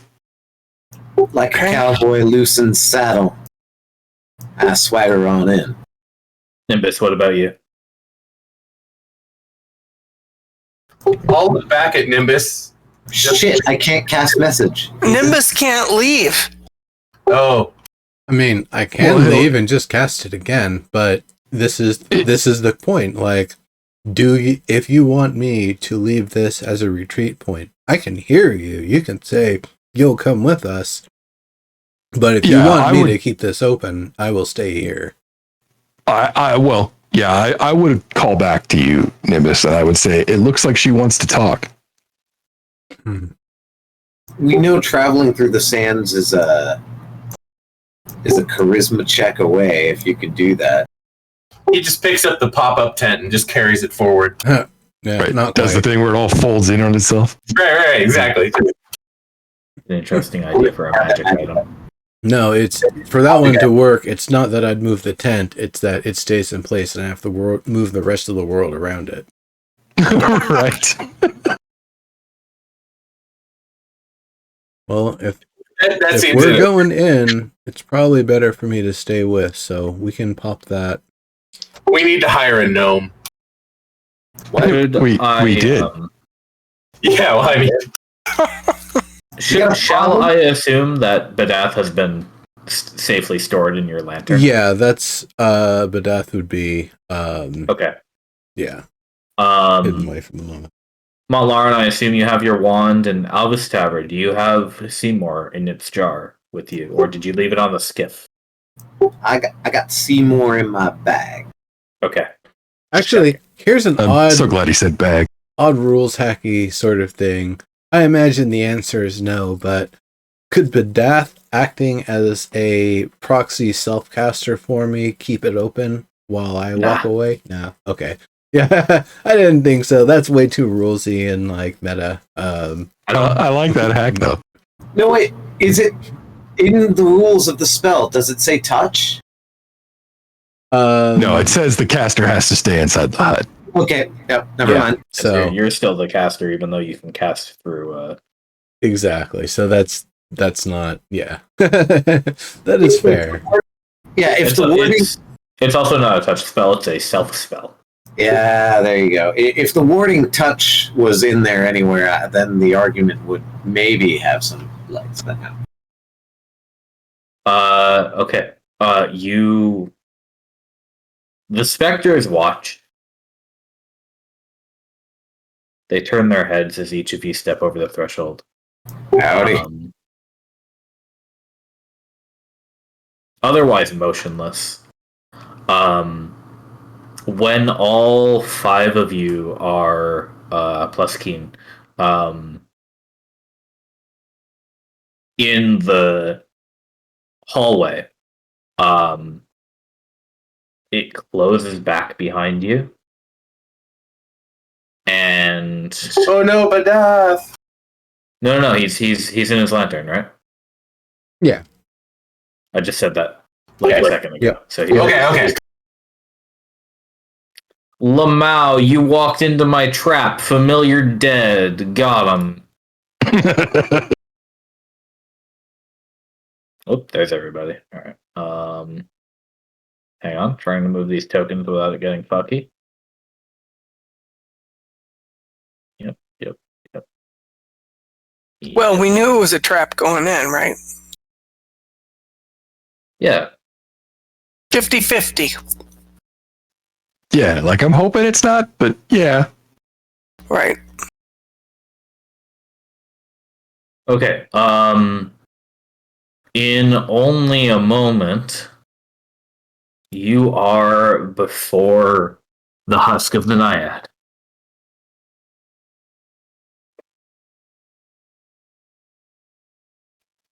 Long time no see. She is at the base of the tree. The storm rages around you, and the tunnel closes behind you. As all of you step through onto the sort of into the eye of the storm, more or less. She is at the base of the root. Arms wrapped around herself.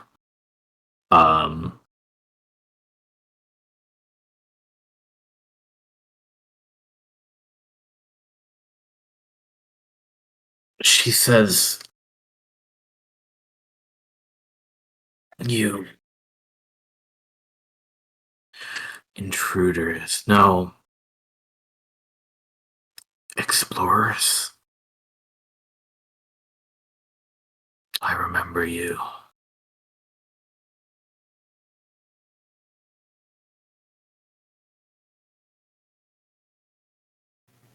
We've come to offer help if we can.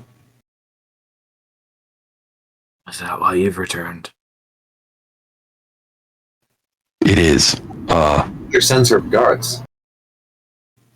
We were hoping that perhaps you could answer a couple of questions and then we might be able to help.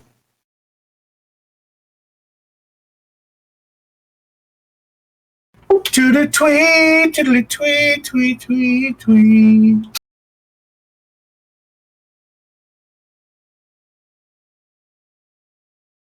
Thank you, dwarf. I can focus on your sound. And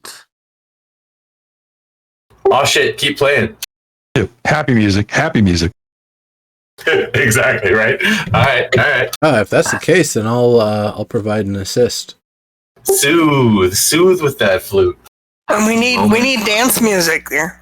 at the moment, I am not unlike myself. Chill. So you are safe to a degree. What? Help. How? First, did the miasma do this to you? Or did a wizard or some other enemy do this to you? No man or woman or mortal of any kind. No.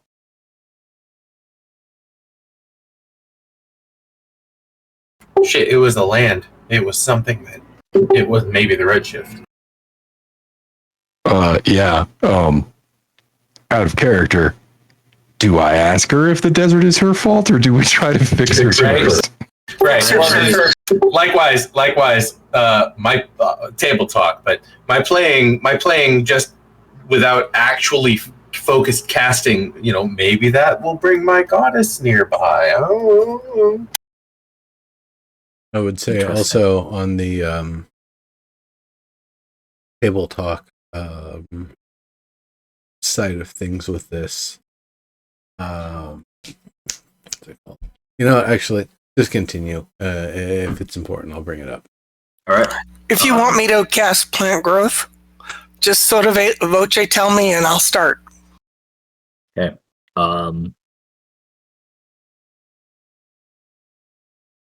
She says, after my people died, I was alone for a time, and eventually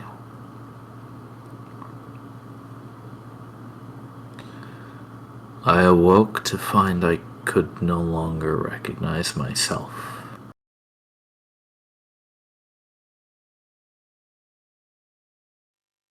Oh. She turns her hand in front of her eyes as though it's the first time she's seen it in a very long time.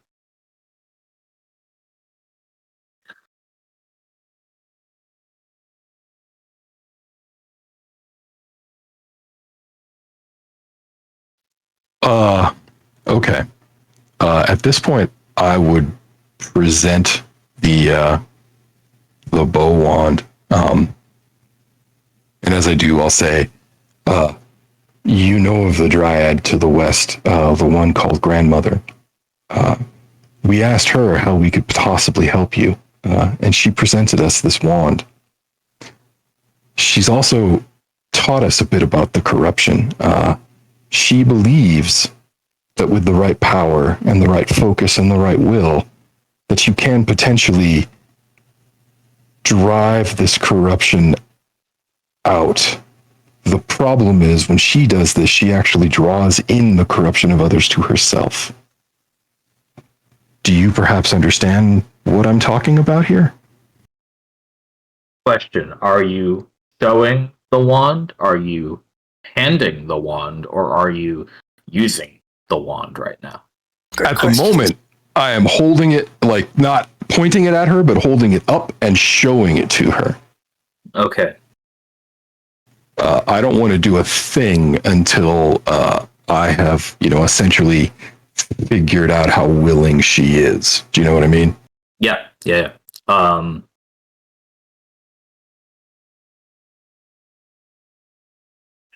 My friend.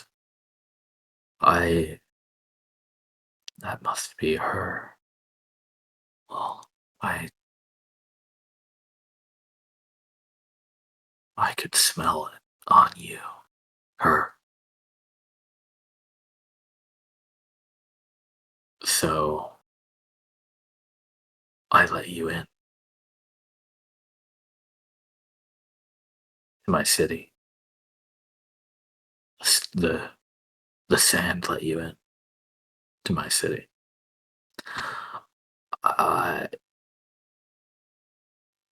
Can I perhaps explain why we want to help?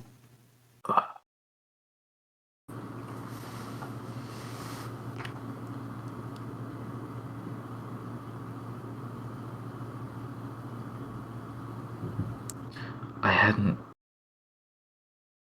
considered, because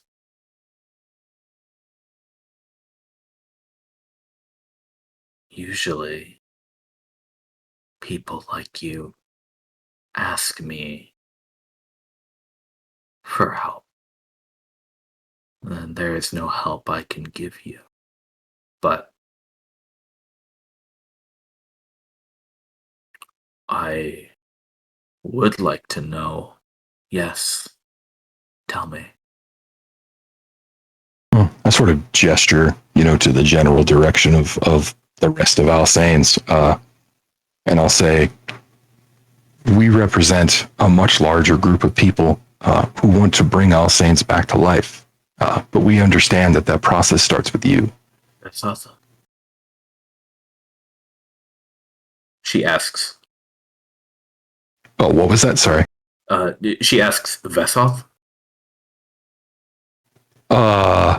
No.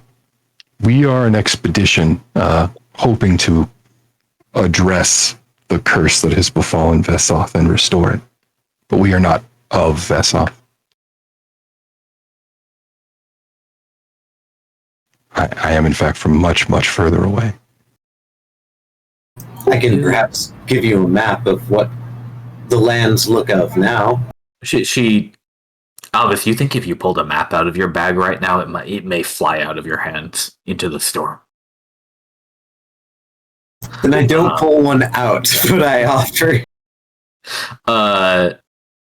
What I was gonna say though was Mont. She points a long finger toward you, and she says, "You do look a bit like them, Elf." I do claim elven blood, just not Vesothian. Vesothian? Veshin, yeah.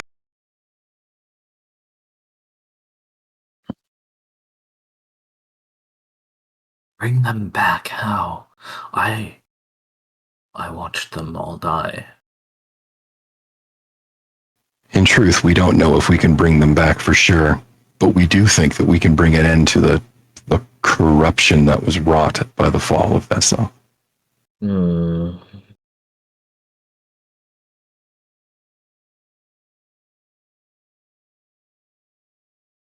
We want this place to thrive again, and we have people ready to move here. But of course, they can't.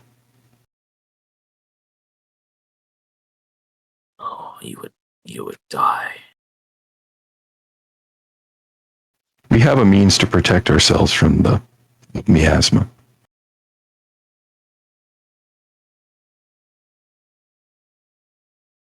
We would protect you from it as well if we could, just as we have with grandmother.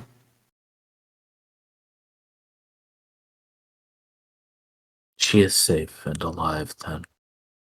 Oh, indeed. Without her wisdom, there's no way we could have come this far.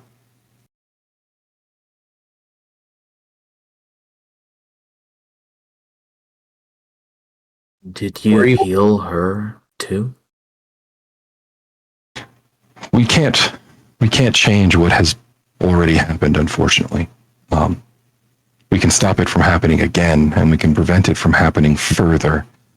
But so far, only grandmother herself, using the magic I mentioned before, has had any luck at all in reversing this corruption. And even then, she can't destroy it. She can only move it, take it from where it resides now.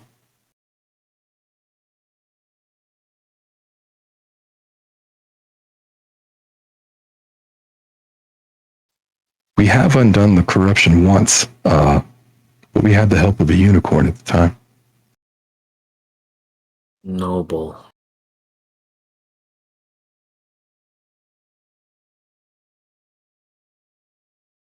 So I hold up the branch again and I say, we actually want to try something similar, but I don't think we can do it unless we work together, you and I, in accord with the rest of us here. you, Montlarin, can you roll persuasion while Ambergreen rolls performance? I can't. I will say again, I have been performing alongside, as I am proficient in performance as well as an assist. For Ambergreen, Mr. roll Ambergreen. with advantage, please. What was that? Roll performance with advantage. One sec. Sure. Yeah. God damn it! I didn't roll advantage, but I got a 19. We're gonna just see if I didn't get a 20. Yeah, Roll roll it again. one more time. All right. Let's take the first one. It's a 2. We're gonna roll with my 19, please. No. Yeah. Maybe. She. So I just played that. I mean, marginally, like I don't know, marginally pretty awesome. Just a whiff below Mozart. I was gonna say Hendrix, but I mean, it's a flute, right? So who's the guy from Jethro Tull? Mozart also played the flute. I don't know. Mozart probably has like a +10, I'd imagine. So. Nah, dude from Jethro Tull is better. Like any Mozart?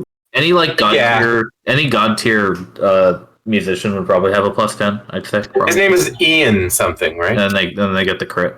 So. Yeah, I can't remember his last name, but it is Ian something.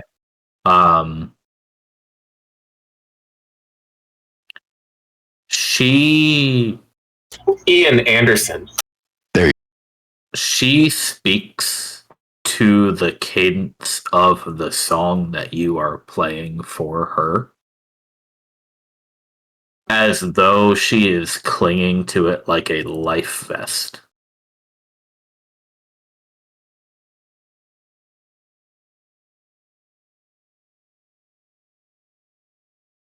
I don't want to hurt people anymore.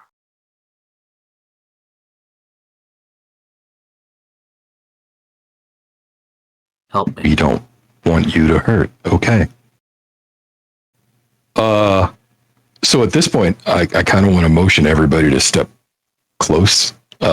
Maybe even like link hands. Okay.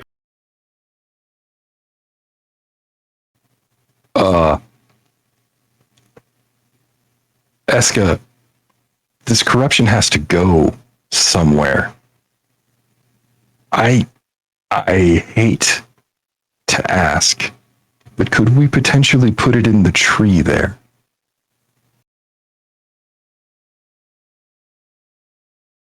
She looks up.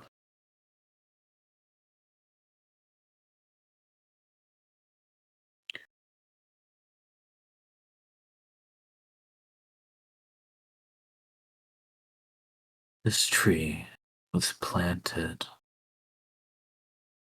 4,000 years ago by a hero who I loved very much.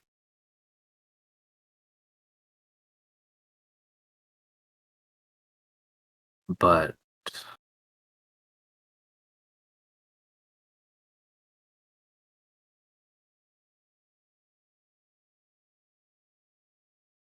if there is no other way,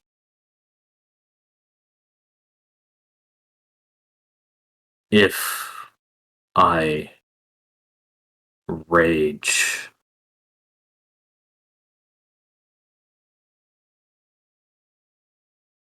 I have nearly killed it already.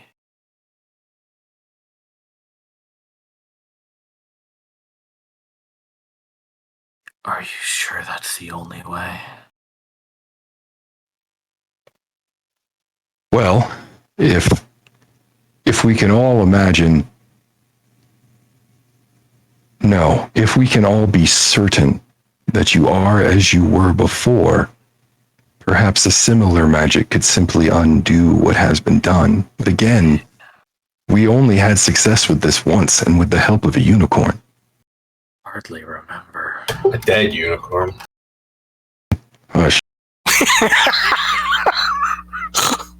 Toodly-too. We've seen you in your glory and done so recently, as we were cast into the past recently to see a glimpse of events that had once occurred. And so we remember, we know what the tree looked like in its glory. And from the city, what we could see of your lake in its glory, and the wildlife around it, and the plant life around it, and the bustling city around it.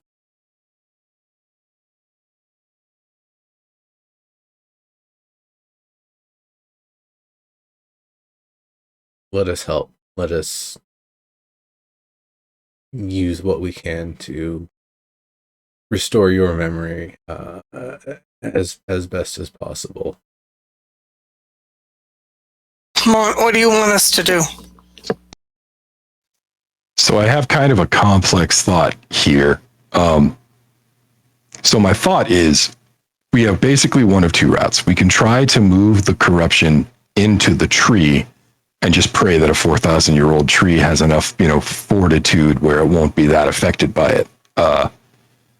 Alternately, we can attempt to, basically do what we did with the glass wall with her. But I have to admit that if she's not willing, I'm afraid, or like she can't keep that image in her own mind, I'm afraid that we're not going to be able to pull that off. So my thought is we do everything we can to make sure that the tree itself will survive in this process, i.e. Naya, you cast plant growth to encourage the growth of the tree first. Am I then remembering how it was?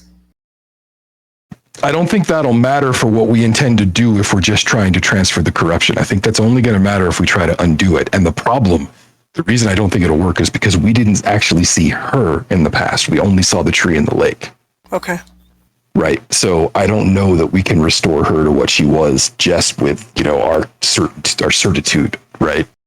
Exactly. Okay. I don't. So I'm going to start now. Yeah. Likewise, I don't. I don't hate where this plan was going, but I thought we were going to try to change her into something similar, not back to her OG state.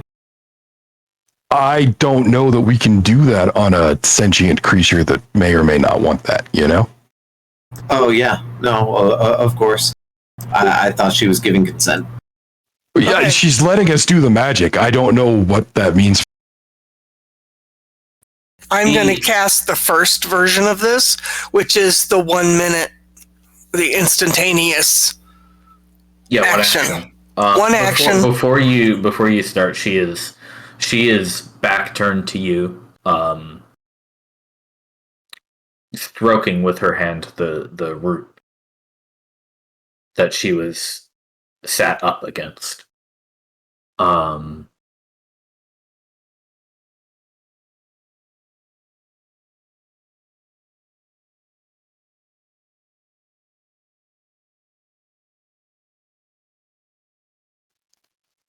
He says, my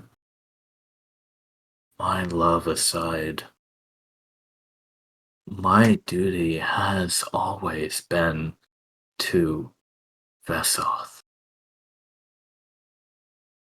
Her restoration is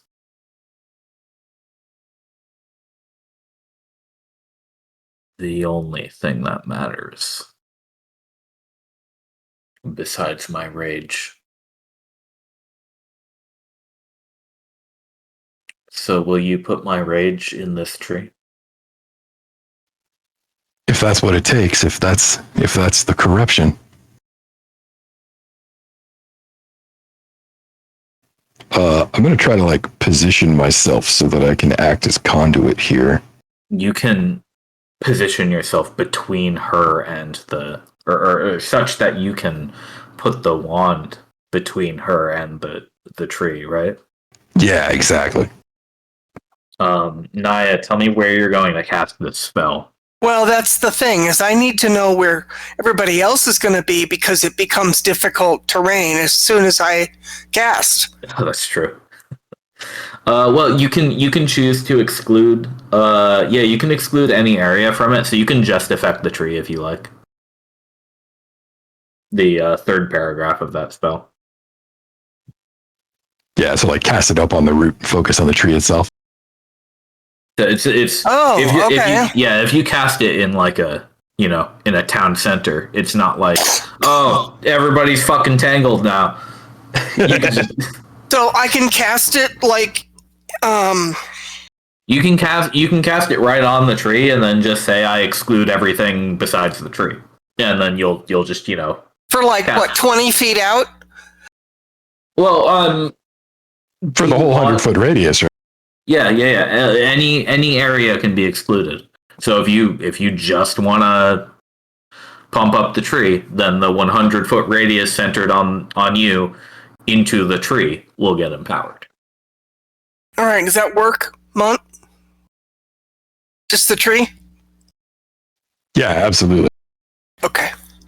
Here, let me know with a go when you want me to start. Alvis and Nimbus, are you holding hands?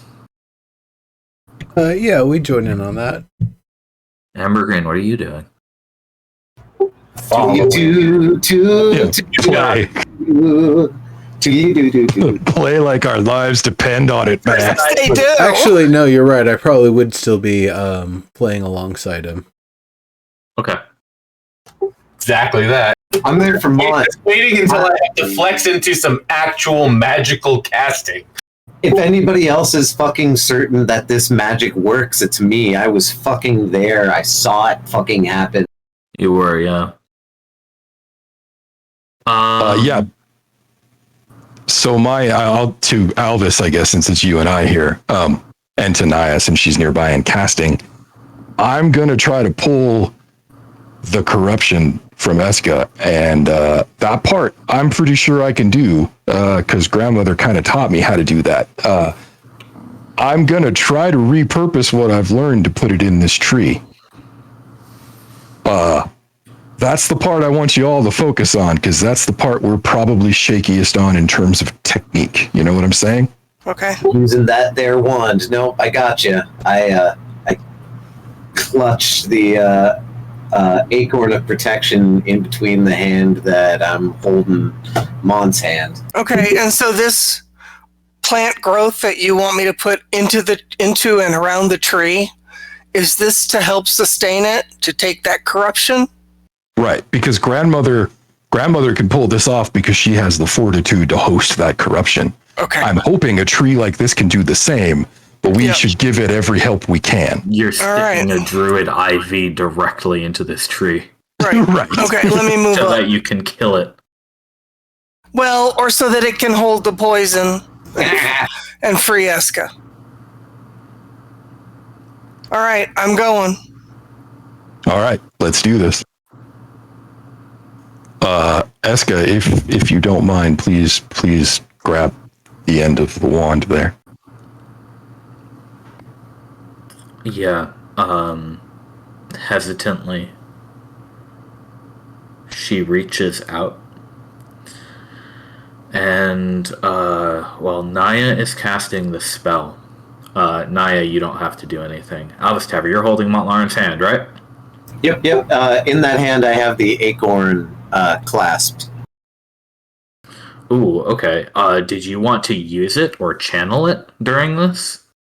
You would likely consume the acorn at this time, but if you wanted to do it now, then you can. I'm going to leave it to my expert training and my good gnome genes to tell me when to activate it at the best time.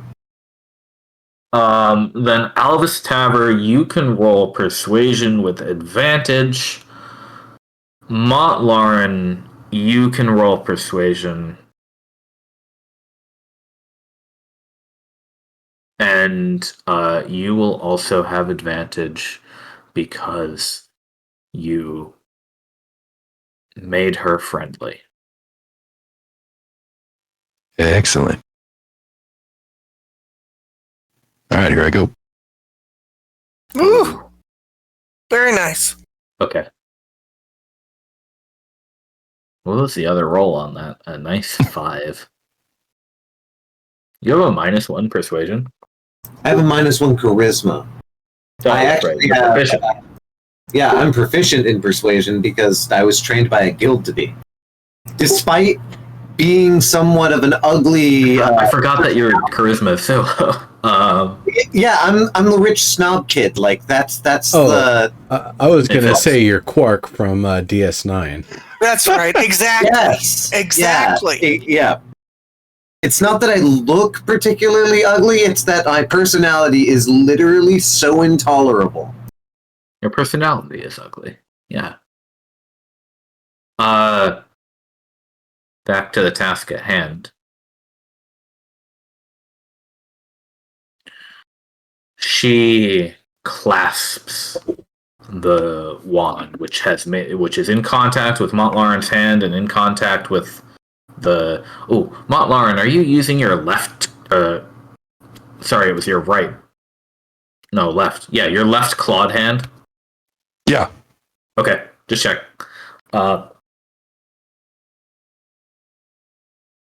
Oh, wait. You know what? As much as that's narratively cool, it can't possibly be true because earlier I said I had the wand in my right hand.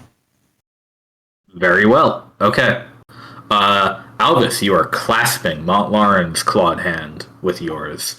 Montlaren, your right hand is on the wand. The wand is in contact with the tree. Naya's spell has Done. already caused the what life is left in this large tree. It has already begun to subsume the wand. Or perhaps it's the wand has started to pierce the bark of the tree's root and root itself into the tree. It's hard to tell at this point. It is even harder to tell when Eska clasps the end of the wand. Because Montlaren, the electricity runs through your body. Alvis Taver, you feel a massive jolt from Montlaren. He looks nearly unfazed. He is placid in the storm. Alvis Taver, you can choose to hang on, or you can choose to be flung off his hand and off of Keen's back like you just took 100 volts. Mama didn't raise no quitter. Okay. I didn't hear no bell.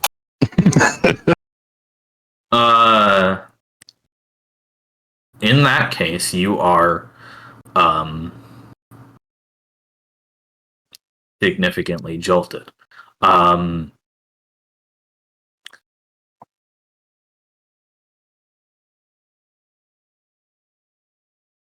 She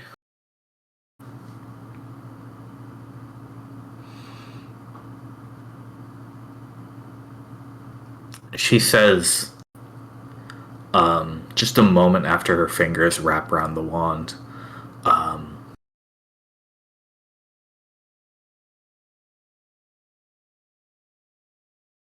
every word that she says, is spoken with more confidence than the last. You brought Irabel to me.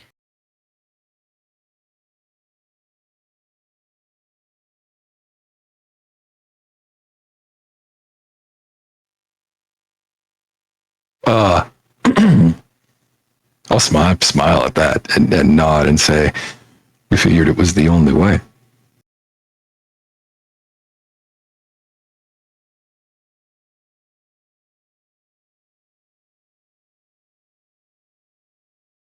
We had only ever spoken through letters and messengers.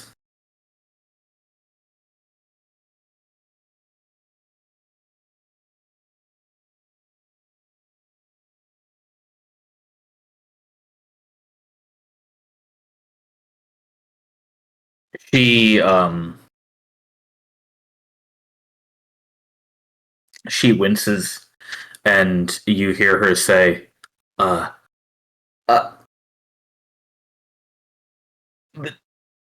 The tears burn my cheeks.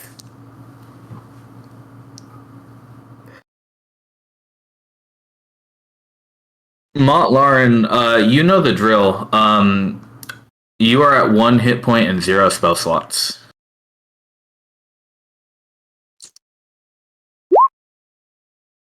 Let me just check all these little pips here. Yeah. Me too. As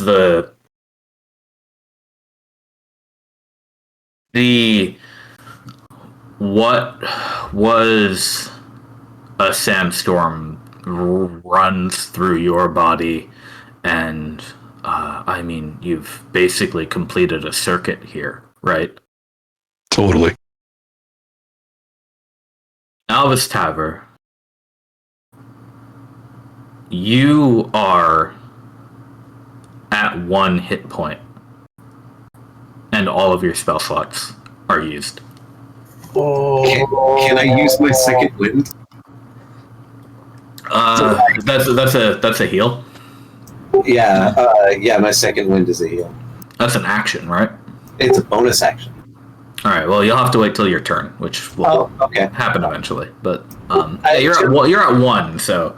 I know, no. Just for the narrative feel of like I get shocked and like then I like what? You know what? Fine. Yeah, sure. You can use it, and you'll go down to 1 plus whatever you roll. Wow. Nice. Damn. Where's the 4 bonus come from on that? Is that like half level? I think so. Yeah. That makes sense. Oh no, dude! It's 1 plus your fighter level. You haven't. Oh wait, yeah, you're fighter level 4. Yeah, because you're a rogue. Yeah. Yep. All right, nice. Fighter rogue. I Yeah. was like, you haven't updated that in 5 levels. That would have been funny. All right, so you're at 14 hit points, and all of your spell slots are consumed. Hola. But narratively, it feels cool to like head goes back for a moment and then it's like fucking what? Right, you get the adrenaline rush. Yeah. Shake it up. Let me know when I have a turn so I can heal. Come on. Oh, absolutely.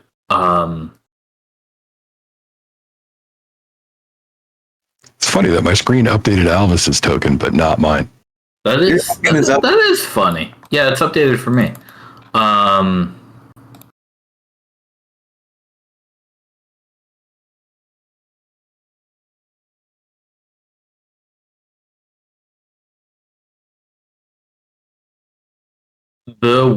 The howling wind around you begins to subside.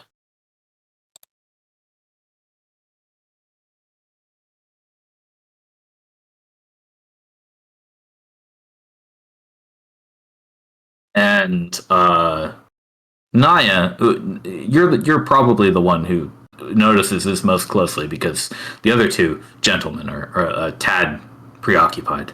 Yeah.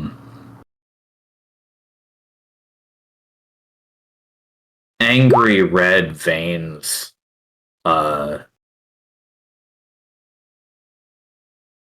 crackle up the root, then the trunk, then the branches. Bark peels wherever they go. They sort of bulge as though to burst, but they do not. Oh, good. So the spell worked. The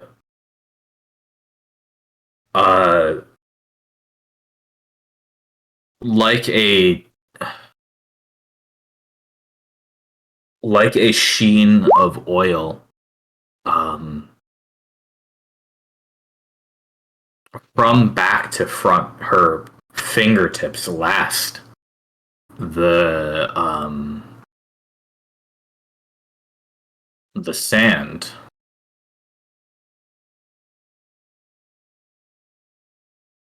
The sand is gone.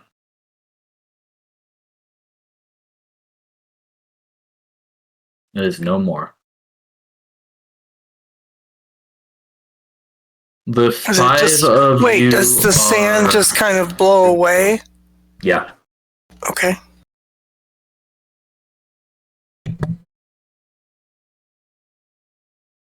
The five of you are drenched.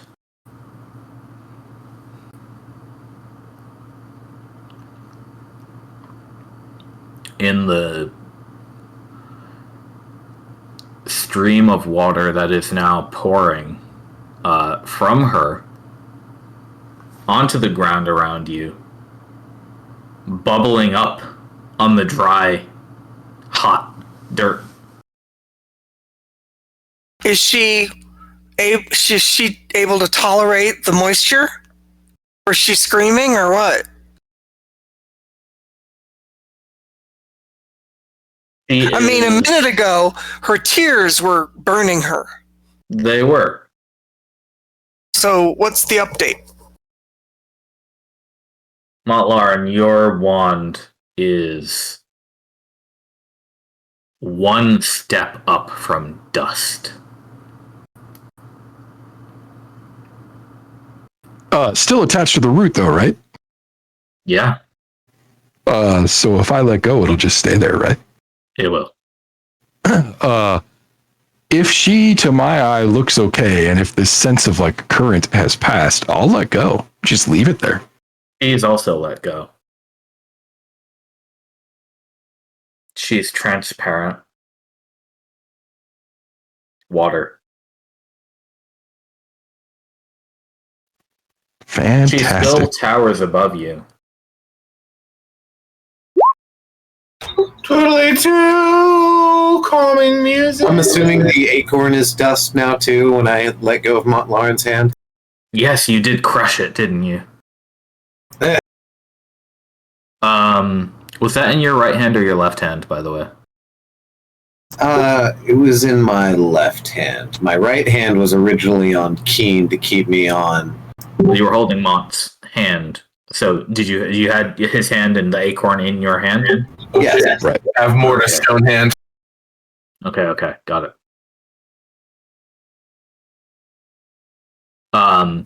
When you did it, Albus Taver, when you did that, because it was a bark skin spell, essentially, right? That was the idea behind the acorn. I think so. I actually don't remember what it would have done.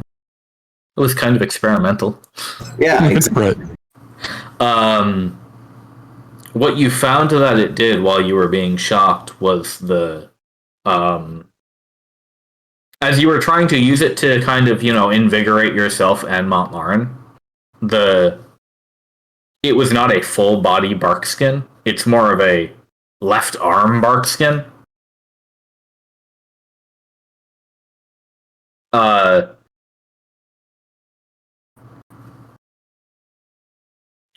So that has expanded, but the bolts of angry red sap almost have extended even to the bark that has grown over your arm. For now, those shocks have radiated that way as well. Montlarin is not so affected.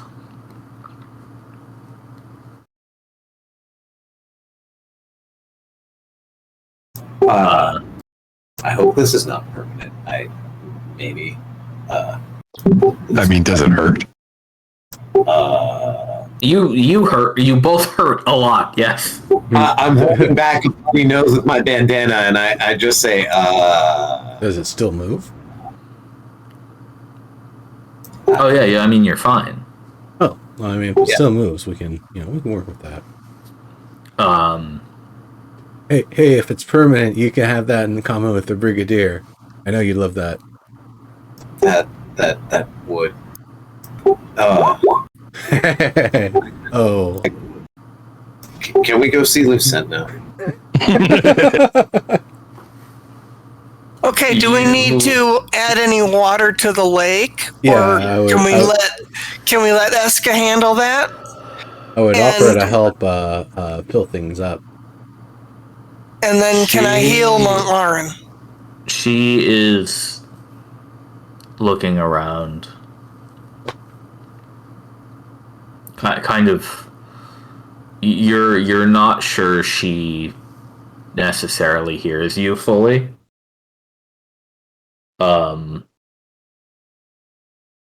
She doesn't seem too disturbed by the fact that you are currently in a puddle of her generation. She looks up at the tree, which was once tall and sturdy, has now grown into a twisted red hook.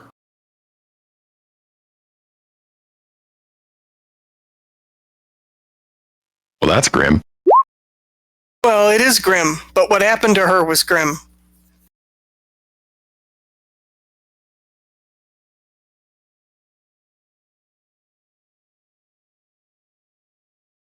He says,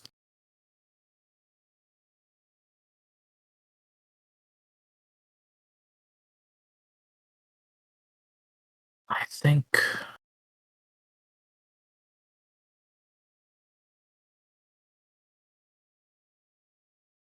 she would have been happy that it didn't die in vain, at least.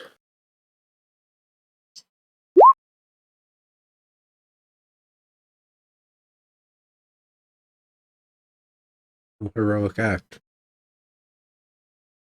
She turns and collects the water that has been pooling at your feet.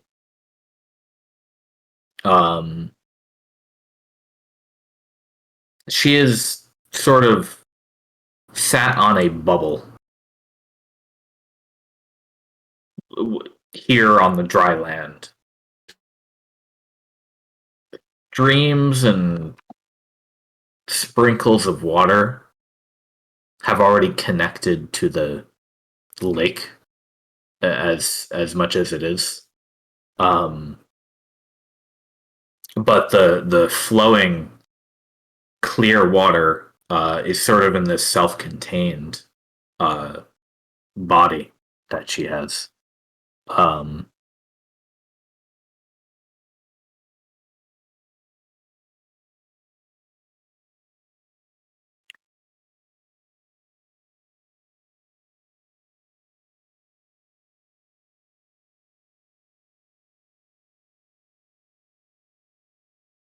Very quiet here, she says. I mean, the lands have certainly changed.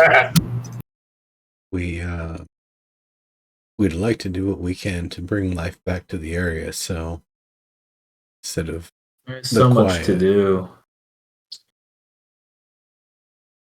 I'm basically doing the Tangerine Dream, schema from Legend. We're here to help, and we know it's safe enough. There's very industrious assistants that do a very good job bringing life back to an area where it once was. Once we have, well, there's a whole lot to talk. There's a lot to take in. For now, welcome back to yourself.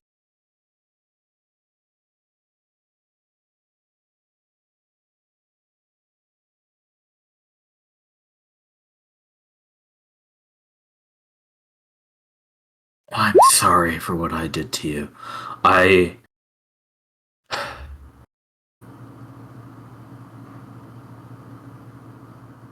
was... It's wrong to say I wasn't myself. I was the worst me I could have possibly been. And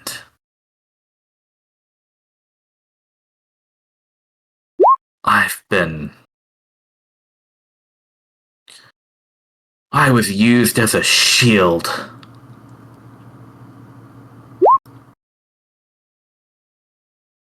And now you can turn that shield into a sword. Oh no, I was hurting people. I hurt you all.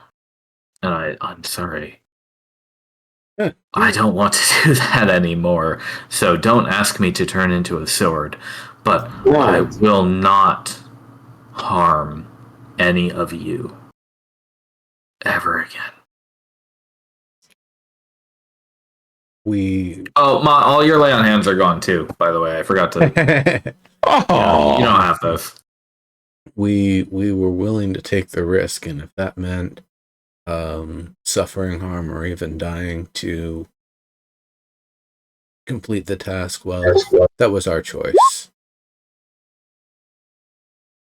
We absolve you of the harm, the temporary harm he did. We are all alive and well. Can't I throw down mass healing word real quick? You can, yeah. Well, I don't know that we need mass because it's just Mountain Elvis. I mean, I think faster that's than- my only actually heal, and that hits 2 people. probably faster than Naiad dumping cure wounds every 6 seconds. Well, it's one of those where I'm going to need a long rest to recover it all, so whatever. Yeah. How about I'll take it. Yeah, that's a little bit. That's better for big groups, isn't it?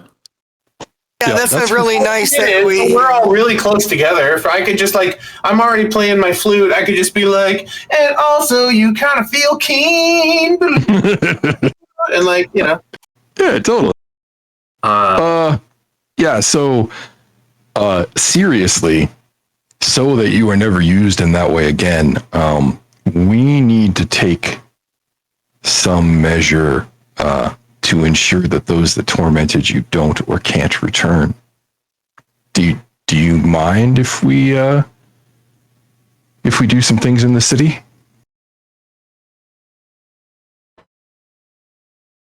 I would love to have guests again.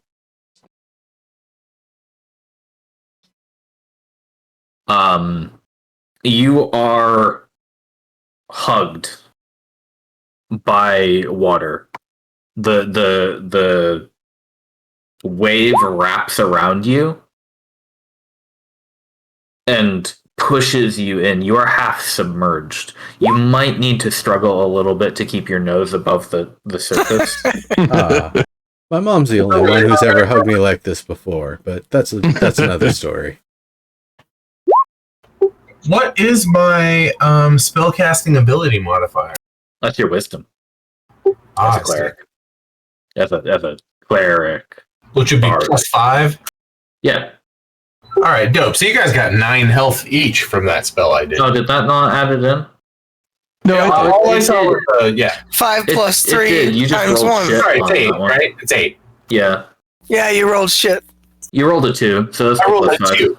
So it's actually it's 7, but still 7 points. So I thought it was only 2, and I was like, no, it has to be better than 2. It was a level 3 spell. Actually, and mine is also a 5 modifier. Yeah. Yeah, you both have wisdom for it, and you're high enough level to have maxed it out. So it should be 12 and 15. Yeah, Amber Green has a level 20 fucking wisdom. My God, I'm like, No, the 5 is added in. so already. wise, so wise. And he expresses it all by playing his flute.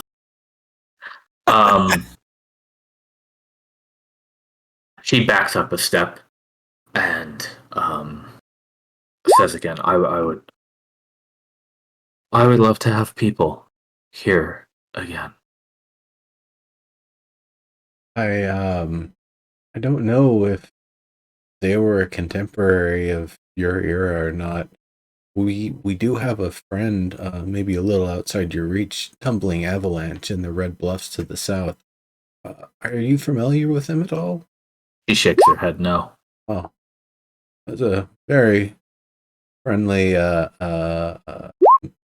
earthen creature that's great power over stone and boulders, and like you is, bound to the region they live in, but we could see about getting correspondence, and you could make a new friend.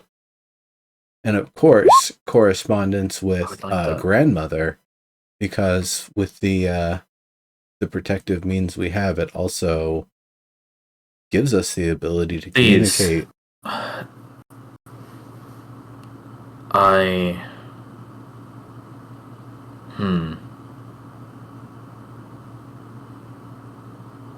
Yes, I think I can do that.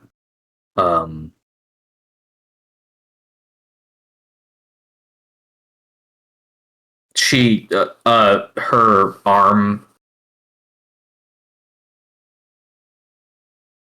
her hands move to her chest. You lose sight of them in the water. When her arm extrudes again, it is holding a droplet.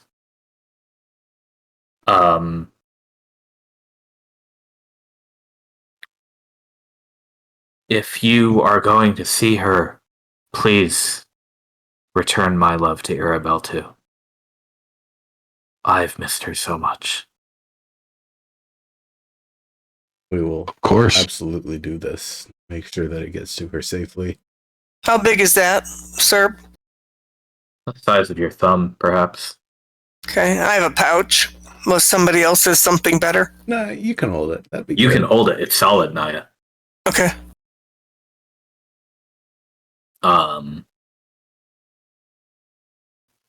Yeah, once we brought our friends, you'll actually be able to talk to her, not directly face to face, but through a magical device we have. Yep.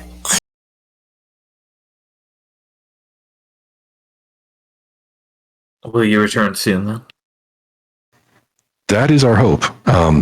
Though before we leave, we want to do what we can to make this area safer. We don't want those who trapped you in a grain of sand before to do so again. That man, is he still here? He still lives. I don't think he's here. Otherwise, I think he would have interfered. I've actually been keeping a swiveled head. That's what that perception roll was. I see. A head on the swivel. I fought him some years ago. I remember a bit. While I was unwell. I was like that.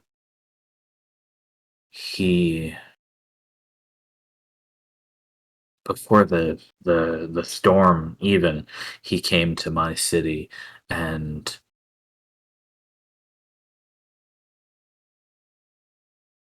I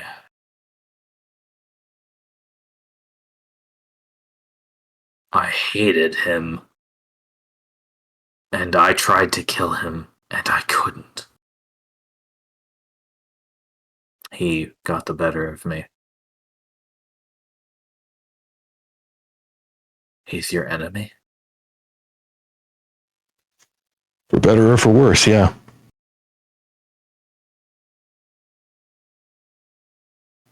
We generally seek a path of peace, but we've had trouble with his siblings, and they didn't give us the option. Then, in your capable hands, please defend my city. I beg you of one more favor beyond what you've already done. It is a duty we will take with pleasure. But if I see him again, I may drown him myself. Well, if you ever see us clashing in your city with him, feel free to join the fray. I'm sure our forces combined can surely overwhelm. But I am so tired. I can't remember the last time I slept. Yep, you probably need some rest. I can only imagine.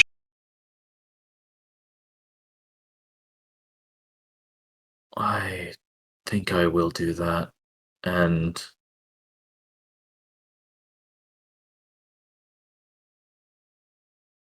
I will await your return please come back and call for me when you're here. I will meet you. And you won't have to go through a storm cloud or unquiet dead. Not here, not anymore. I would say though, if you have the power and the will within you to bring clouds and light showers and rain to the area, Yes. Oh, that would definitely help, as we want to bring the green life back just as much as those who talk and play. my country, my city, it must be restored, and I will. When I am rested, I must. I will. I will. When Vesalt is back. She melts, and the streams of water pass by and through your feet, and back down into the pond.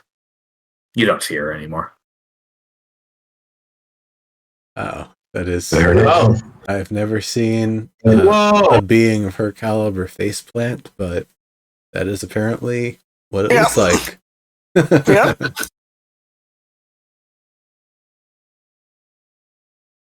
It takes I'm gonna crash to a whole new level. Well, Before we leave, though, we really should destroy that teleportation circle. We don't want to give him an easy way to come back. Agree. I agree. oh, did we determine that there was one in there? Yeah, we did the Okay. very first time we met him. Right. We Okay. we left it alone though because we were going to try the path of peace, right?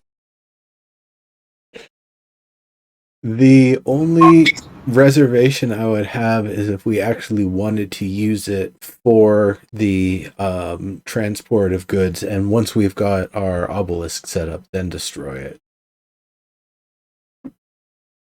My fear is him popping up while we're gone.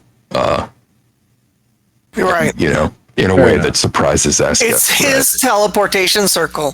So while we could use it, it would be his, and therefore he could always pop in. That's I true. don't think that's a good idea. That's true. All right then.